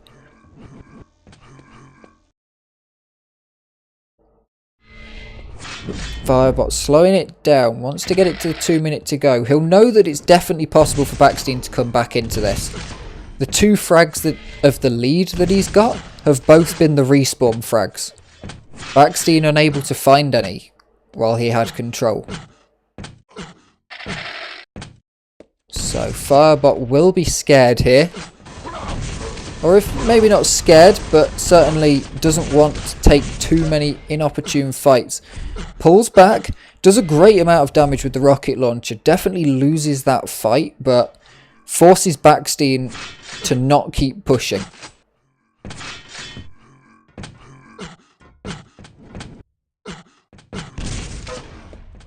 Great rocket there from Firebot. Minute and a half left on the clock.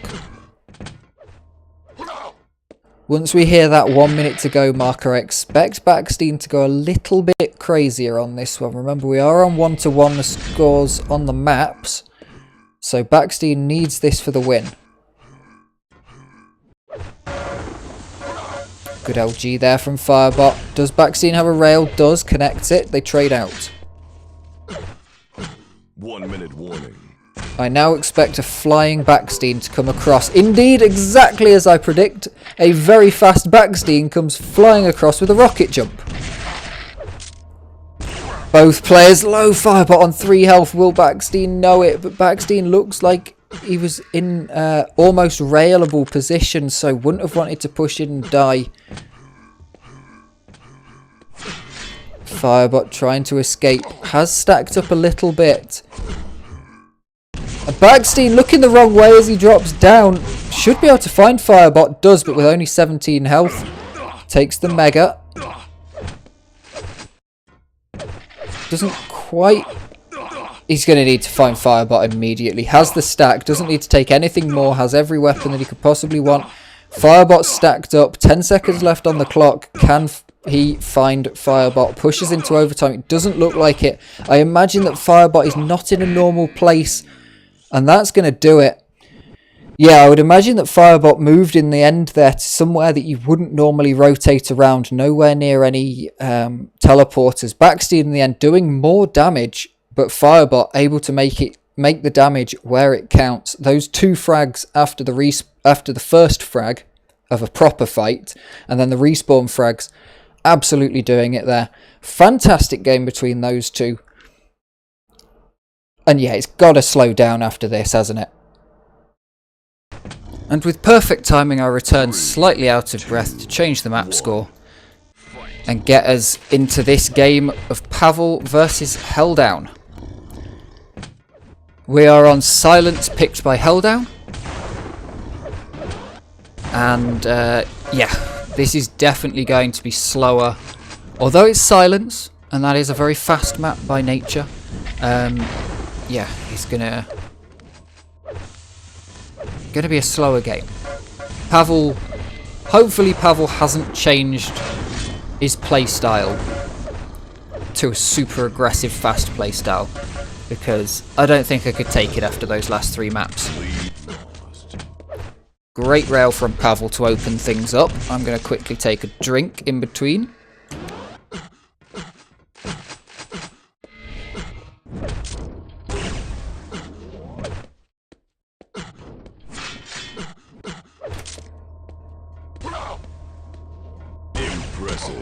Nice shooting. PAVEL just circling the map. Trying to figure out where Helldown is now.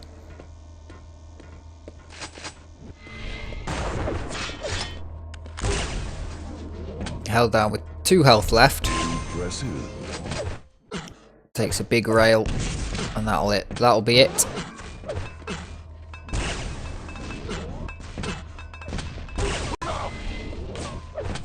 Helldown keeping it aggressive though.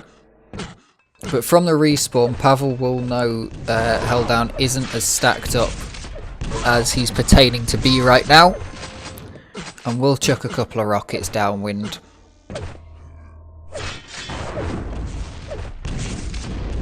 It's a great stack for PAVEL.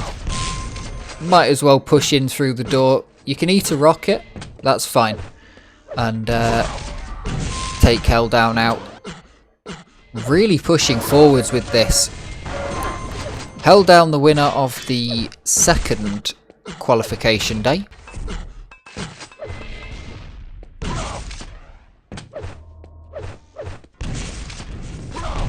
Of course, he was unable to win the 1st qualification day, but that was partly because he had to go through tough opposition of me in the lower bracket. That definitely didn't end disastrously for me, getting absolutely demolished on it. Helldown with a bit of a rocketry problem. A close range rocket taking himself out. Pavel is going to be keeping this tight. He's keeping the timings tight. He's moving between the items brilliantly. And Helldown's just not going to get a look in right now if Pavel was going to play like this. This is the sort of play style that gets you on every single map in the game. Yeah, indeed, Rock's tendency to explode can be problematic. I forgot the other day I wasn't playing defrag and started rocket jumping around and was like, oh, I've run out of health. Yeah, you only really get 3 rocket jumps. Worst part was playing Xenotics. We've got a practically free blaster. It only does 10 damage.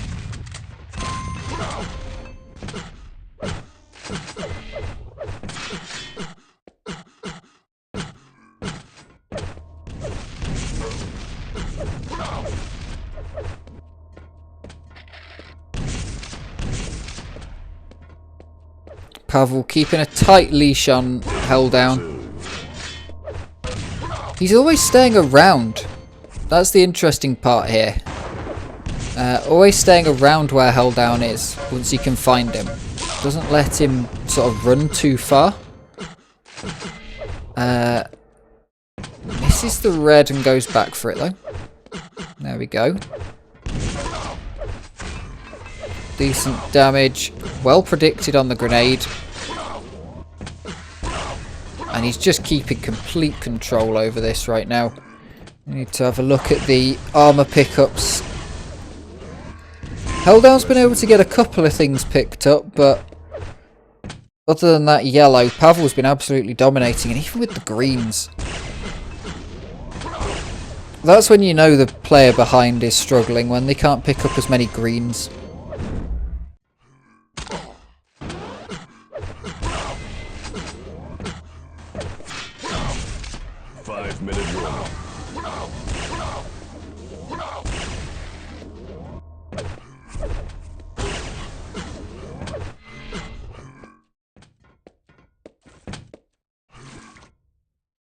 Pavel just waiting. Low on health, but Helldown is lower. Incredibly. Incredibly, Pavel able to survive somehow. With that, picks up the red and the 50, and Helldown's going to think Pavel is way more stacked than he is. Impressive. Great shot there from Pavel, punishing that red take.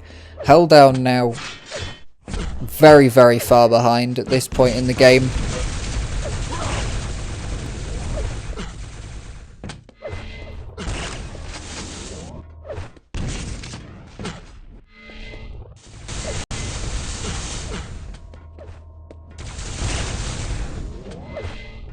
Both players putting some good shots out.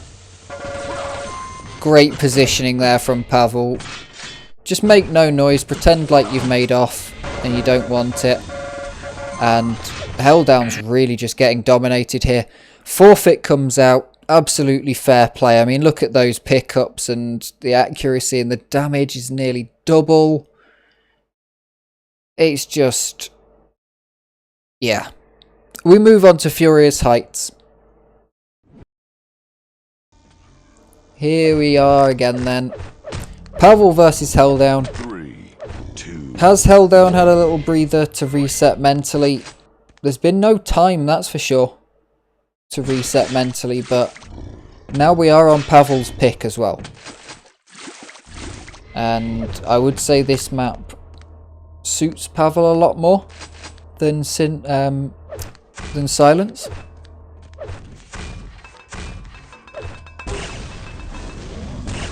But it's not like Helldown has any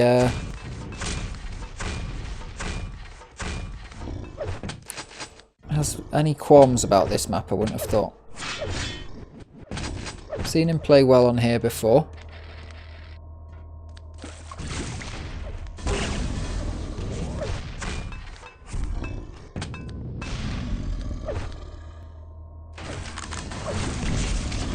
Good push there from Pavel. Helldown goes down to his own rocket right to start this off. That is not going to be good for the mental. just straight off the start. Seeing -1 is so much different than seeing 0.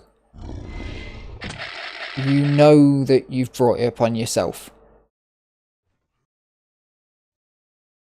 But a great push from PAVEL there. Helldown was absolutely not expecting that one.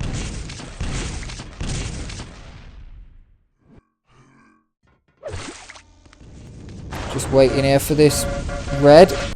Predicts that PAVEL will follow his rockets.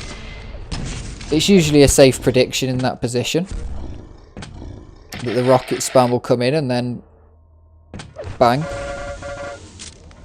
There's a guy there. Good LG coming out from Helldown. He's managed to pull this back. The mental seems okay from here. It's probably on a knife edge, whether he tilts, but it seems to be okay.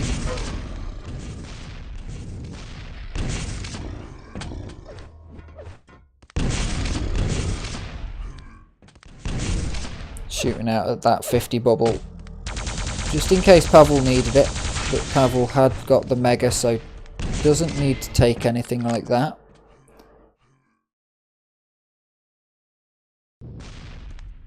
Now Helldown's just holding out the position. PAVEL should pick up this mega fairly quick after it spawns, and does. Helldown wants this red again. It's come up so quick. Might be able to get out of there for free. Doesn't get any damage dealt onto PAVEL, but he's going to find him on this lower slopes here. Through the teleporter. Good timing on the teleporter use. And now he's got PAVEL in his sights. Beautiful rail. PAVEL low. But hiding. The mega's up. Don't know if PAVEL's going to be able to contend for it. Helldown should be getting across to there, but decides to stay down here. Not contend for the mega. It's difficult to get into the mega room if your opponent's already in there sometimes, so certainly there are reasons to not go and attend the mega. He knows PAVEL's got it for one, but he also knows that the armors aren't there. And really you're going to need an armor to go with your mega to make it any use. Otherwise you're still just going to get melted by an LG. Great rail there from Helldown, and he's going to be able to take this mega. PAVEL having a red, not the greatest situation for Helldown to be in, but PAVEL no longer having the mega. That is a very good position. We have seen one self-frag and no other actual frags so far in this game. We are coming up on 5 minutes. I technically can't say it's been scoreless, but you know. It does make a nice change of pace from the last game.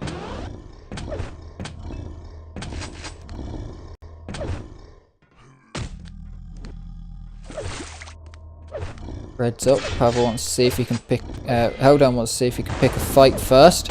Good timing on the rail from PAVEL, and again knocks Helldown down. 5-minute warning. Helldown's had control of this map all the way through this game.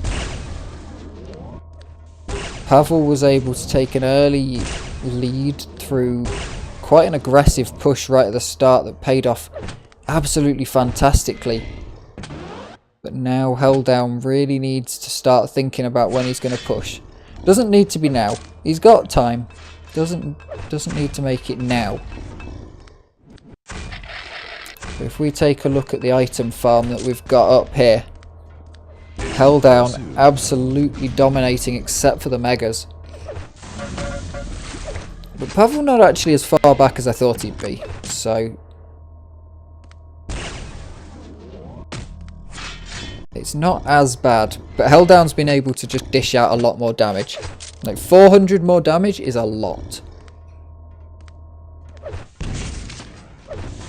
especially a lot for someone who's behind. And no, it doesn't count self-damage as damage dealt.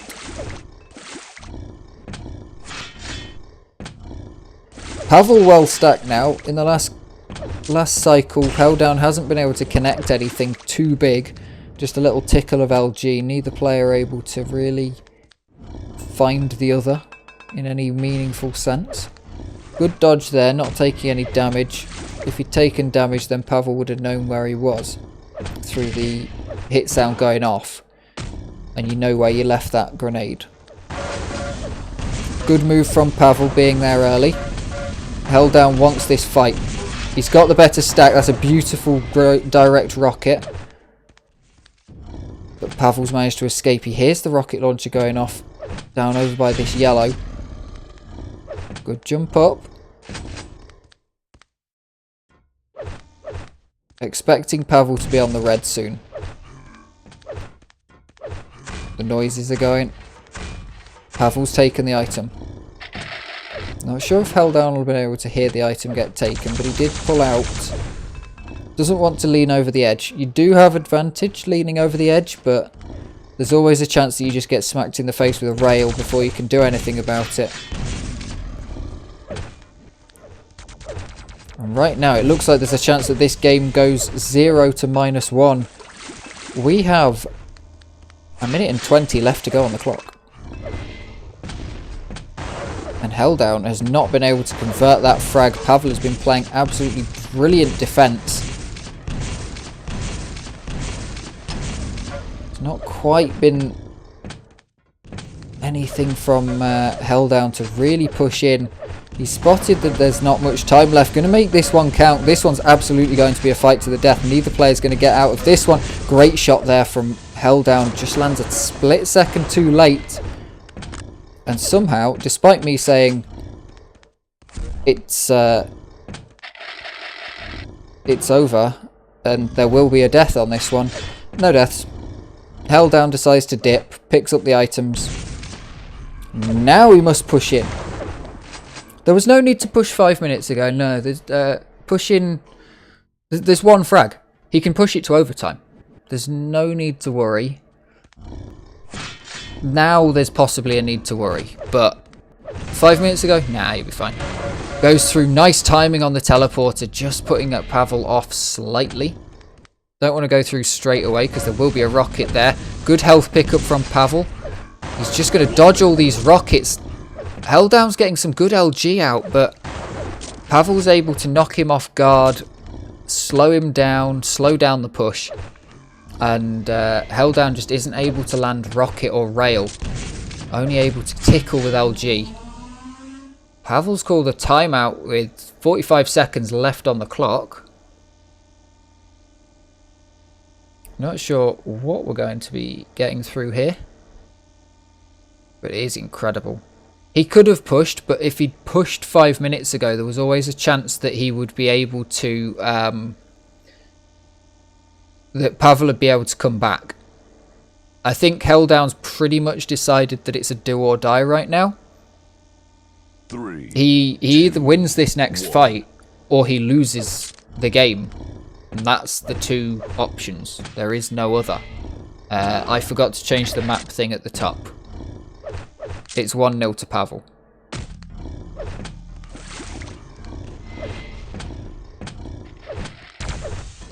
And now the fight comes in. Pavel just running away. There's no need to fight and he knows it. But he's known it since the start. He's known he can get away. This must be so frustrating. You can see the movement starts to lapse from Helldown. Usually so clean around the map. Does spot Pavel, but with 5 seconds left to go, the stack on Pavel almost certainly isn't going to go down. Can't even find a tickle of LG as Helldown passes. And the game finishes 0 to -1. That's the score that you used to get when someone would forfeit and exit the match. But, yeah, I mean, that's a real game that went to 10 minutes. A really close game, though. You know, that's it's a rough one. But unfortunately, that's just somehow how it goes. Here we go then for the final time of the first play day. Pavel versus Firebot. 1. Let's go. We are on Pavel's pick of Furious Heights, which we have just seen him take quite an interesting game against Hellbot. Hell down. Firebot, an interesting name because it is the chat that I'm looking at right now that handles all of my notifications and stuff for Twitch. Good bot. I recommend. Very interesting. Pavel seemed to know that Firebot would still be there. These two must have played against each other a few times.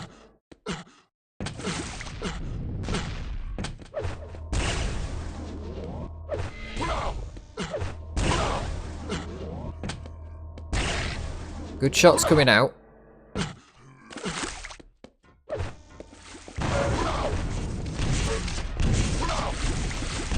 Good connections on the rockets there from Pavel. Doesn't hear the teleporter, so decides to stick around. Both players are well stacked. I can definitely see this being a lot slower of a game. Firebot's been playing faster in the last games that we've seen him playing in, but he'll probably play to Pavel's slower play style. Hey, look at that.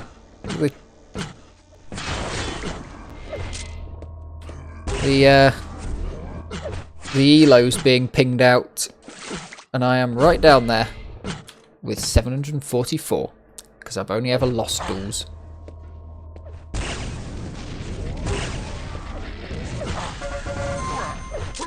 Very nicely done. Pavel on 6 health at the end of that after a big rocket taken. Should be able to get stacked up. He's going to dodge the Mega to get the extra health. An extra 19 health, I mean, it could be very important. And it's not too hard to take. He could tell that everything was fine.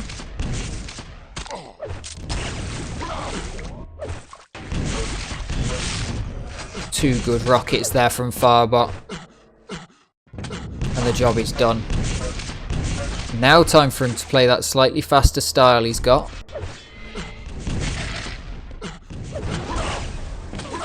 I expect it'll slow down pretty quick after this fight though. He wants this. Has rails in the tank. Finds the first one. Pavel just stacked up well enough between those two little scuffles.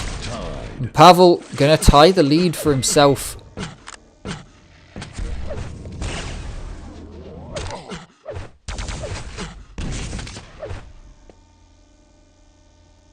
Firebot now holding the control. Pavel with the Mega, Firebot with the red.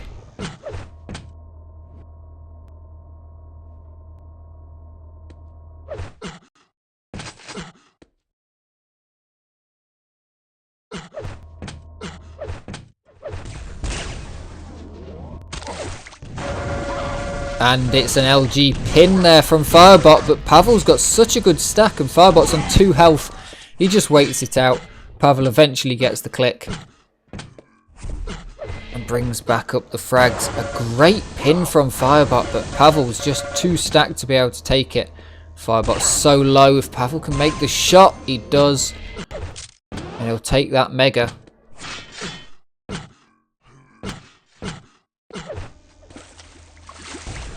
Both of these two are playing with incredible accuracy on their LG. 40, oh no, that's rail. About 30% each. That's pretty damn good.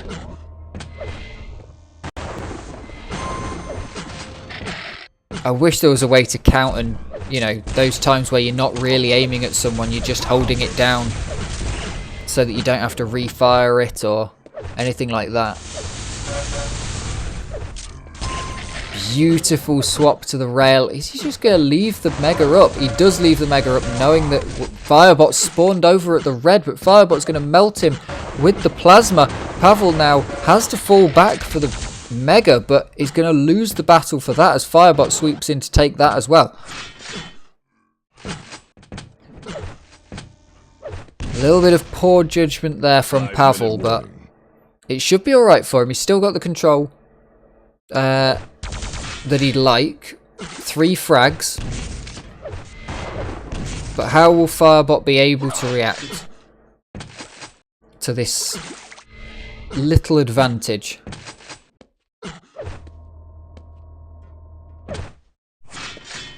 He's just going to keep it stacked up. Going to turn it into an item farming simulator real quick. 200, 200. And Pavel is nowhere to be found on the item, but getting some damage on the exit.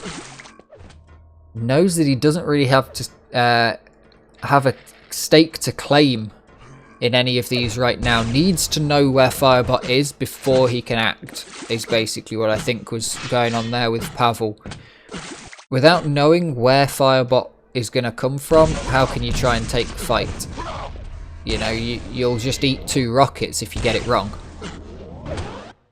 So letting Firebot take a couple of items. Pavel's now decently stacked up with that red.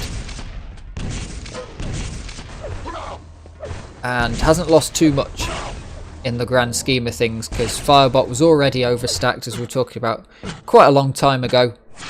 If your opponent's already fully overstacked, you're not losing too much by not taking the fight to them for a major item. You're just losing it off your own back.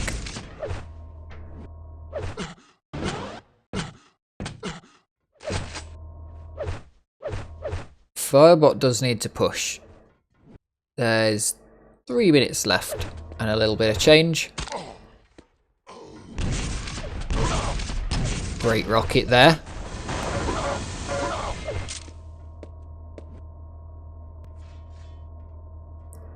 Yeah, we've seen this again. Pavel's just going to play this. Firebot was on the server for the Pavel versus Helldown game. I'm pretty sure in the spec list. So Firebot will know from that Pavel is absolutely happy to take a 1 frag lead and run it into oblivion.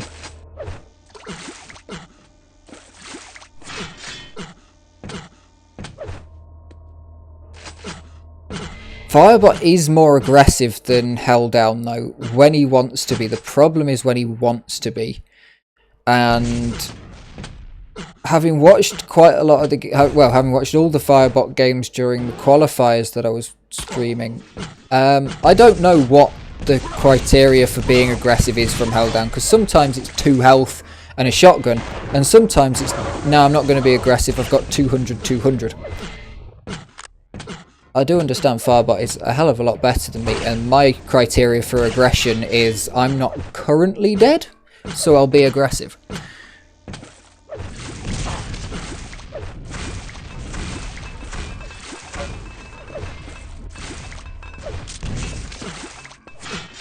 More deaths per minute in TDM than I do in Duel, I'm pretty sure. Or in defrag. Minute and 30 left on the clock and you need 3 frags. This is not a time to be walking around, but if you rush, Pavel's just going to beat you up, so it's a difficult balance to make. You know, it seems easy, just push in. You win or you lose. It doesn't matter, but there's no point pushing in for nothing. Goes for this push, not going to back out of a push right now though. Flicks it and pushes in, finds the frag. Will he find the respawn? Hoping for the luck. Pavel respawns, smiles in chat. That means I ain't near you, bruv. Pavel in a bad situation. Firebot still taking the items. Does need them. Pavel will just melt. 30 seconds, needs 2 frags. It's doable, but he has to get lucky. There's Pavel. He knows where he is. He's going to make a play for the 50% chance. And it doesn't come out on top. Pavel stays in the same place. And Pavel's going to take this map, this first map. A little bit confusing what Firebot was doing at the end, but I think definitely it does kind of make sense the way he's been playing, that he would go for that he wouldn't let it, and that he'd just hope to be able to catch Pavel off guard, that Pavel would kind of get in the right place. It's a difficult one. You really are so far behind, and you're hoping for luck after anyway, because you need the frag and the respawn frag. So you really are just hoping for some luck between them. But anyway, that is a 1-0 over to Pavel. Vote passed. And we will be heading over to Silence, picked by Firebot. So it could be okay. And we are straight back into it. Pavel versus Firebot. Pavel took the first map on Furious Heights, as you've just seen. And we are now on Silence.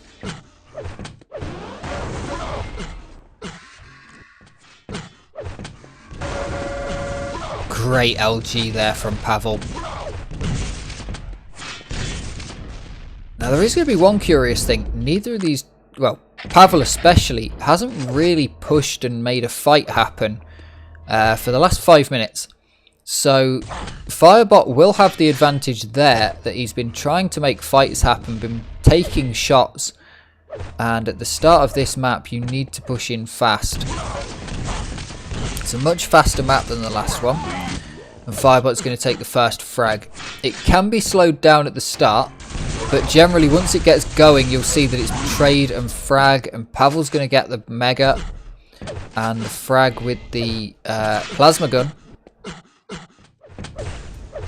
And then now with the red, Firebot's going to get a good shot off. Get Pavel low, needs the third, finds it very nicely. And as you can see, it might have taken 45 seconds to get the first frag, but it's only taken 25 seconds to get 3 of them.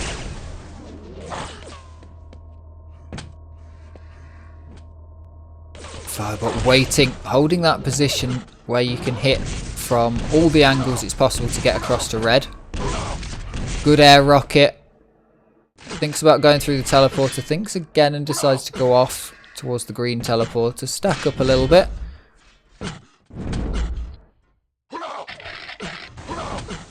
Red coming up soon. Pavel through. Nearly lands on the red. Manages to knock Firebot off of it. Takes the red. Pavel hits 2 rails in a row. Firebot hits 2 rails in a row, but it's taken down extremely low, down to 25 health. Pavel's going to pick up the mega. And push in with that LG to tie up the lead. I'd expect Pavel to play a little bit aggressively on this respawn, because we know that there's not many items coming up. So he might push for this red. Leaves it just a tad too late, and Firebot's able to take it. And now the stacks are almost exactly the same, but 2 rails is going to make the frag. And finds the third. Can he find the 4th of 4? And the 4th frag. He finds the 4th rail. Doesn't find the 4th in a... doesn't find the impressive. Pavel now super low. Beautiful timing on that red. Great LG there. That's the trouble. Firebot flicking off a bounce pad. So a very predictable path there.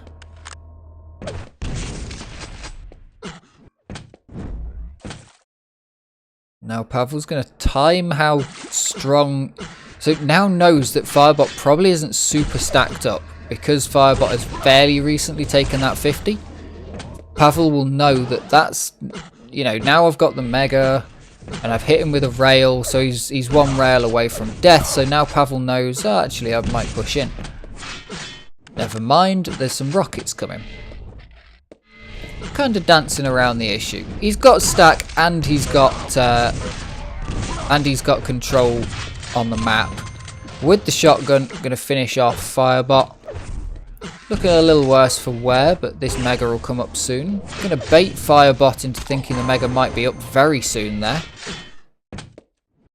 And punish the aggression.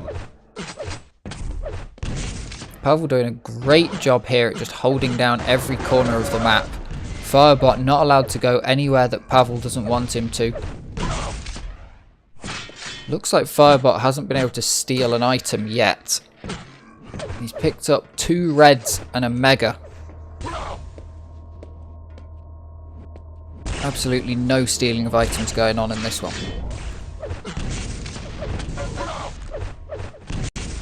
Good LG tickle.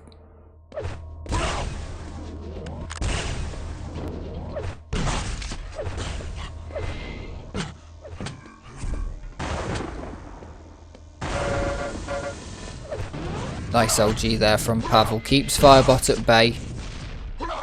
He doesn't need any more frags, but he's playing like he wants them this time. Which, even if none of these frags actually come out, it means Firebot's always on the back foot. And that's really important on this map, because if you can give your opponent anything, it can be quite easy to lose a lot of frags very quickly. Shotgun doing work at long range, you can see the difference between that and it at short range. Surprisingly well balanced. Impressive. Great rail work. Can he find the third? Gonna go in with the LG. Knows that that's all it needs. And has absolute control of all the items on this map. Accidental misclick and a rocket to yourself there.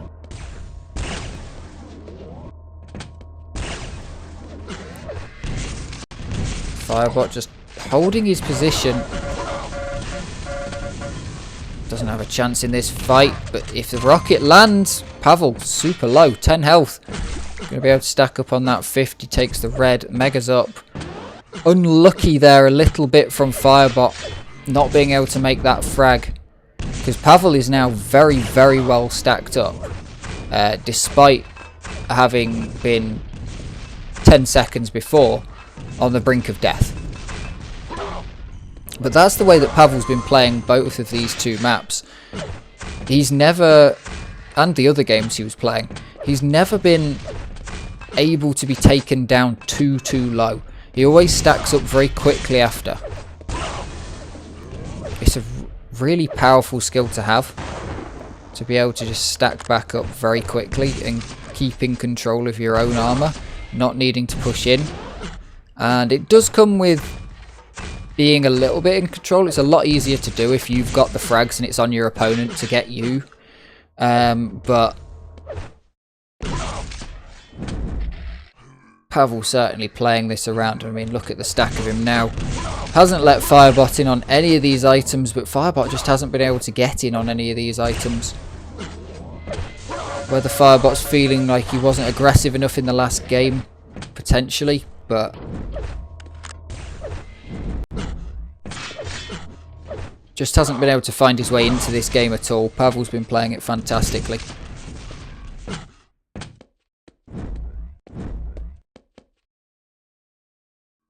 2.5 minutes left then.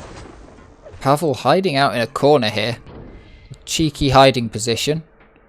There is a long time until any of the next major items. Good damage there from Firebot. And Firebot's taking control. Rail's going to knock that down a bit.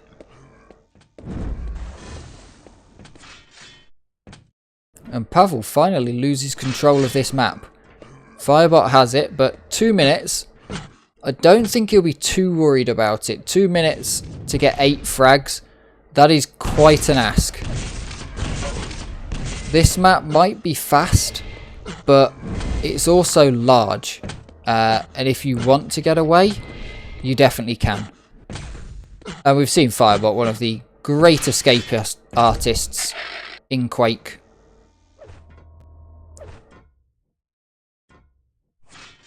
Do you think he plays Spy in TF2 as well? Because that's absolutely some Spy in TF2 movement. Hiding out under and looking up.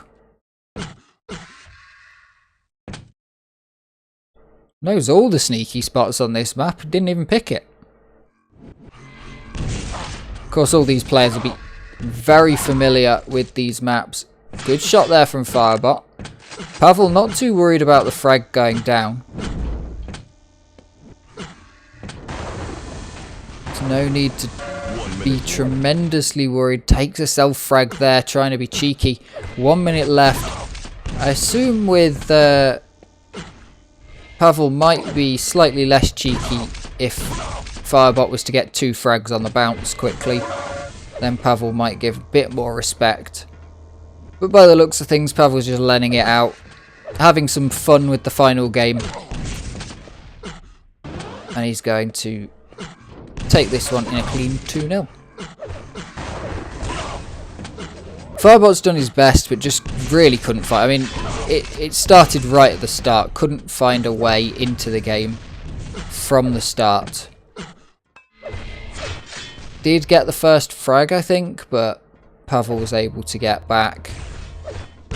And then just dominated from there. Didn't even need to be fully dominating on the items front, but was just able to hold everything down. Dodges the final rail. 9-3 the scoreline and 2-0 on the maps. That is the final map of the day. So thank you very much for watching. That's all of them, and hopefully I will see you next week. Hope you've enjoyed. If you've watched it all the way through, please subscribe. Tell me what you thought of it. Thank you very much, and I will see you next week, most likely. Thank you.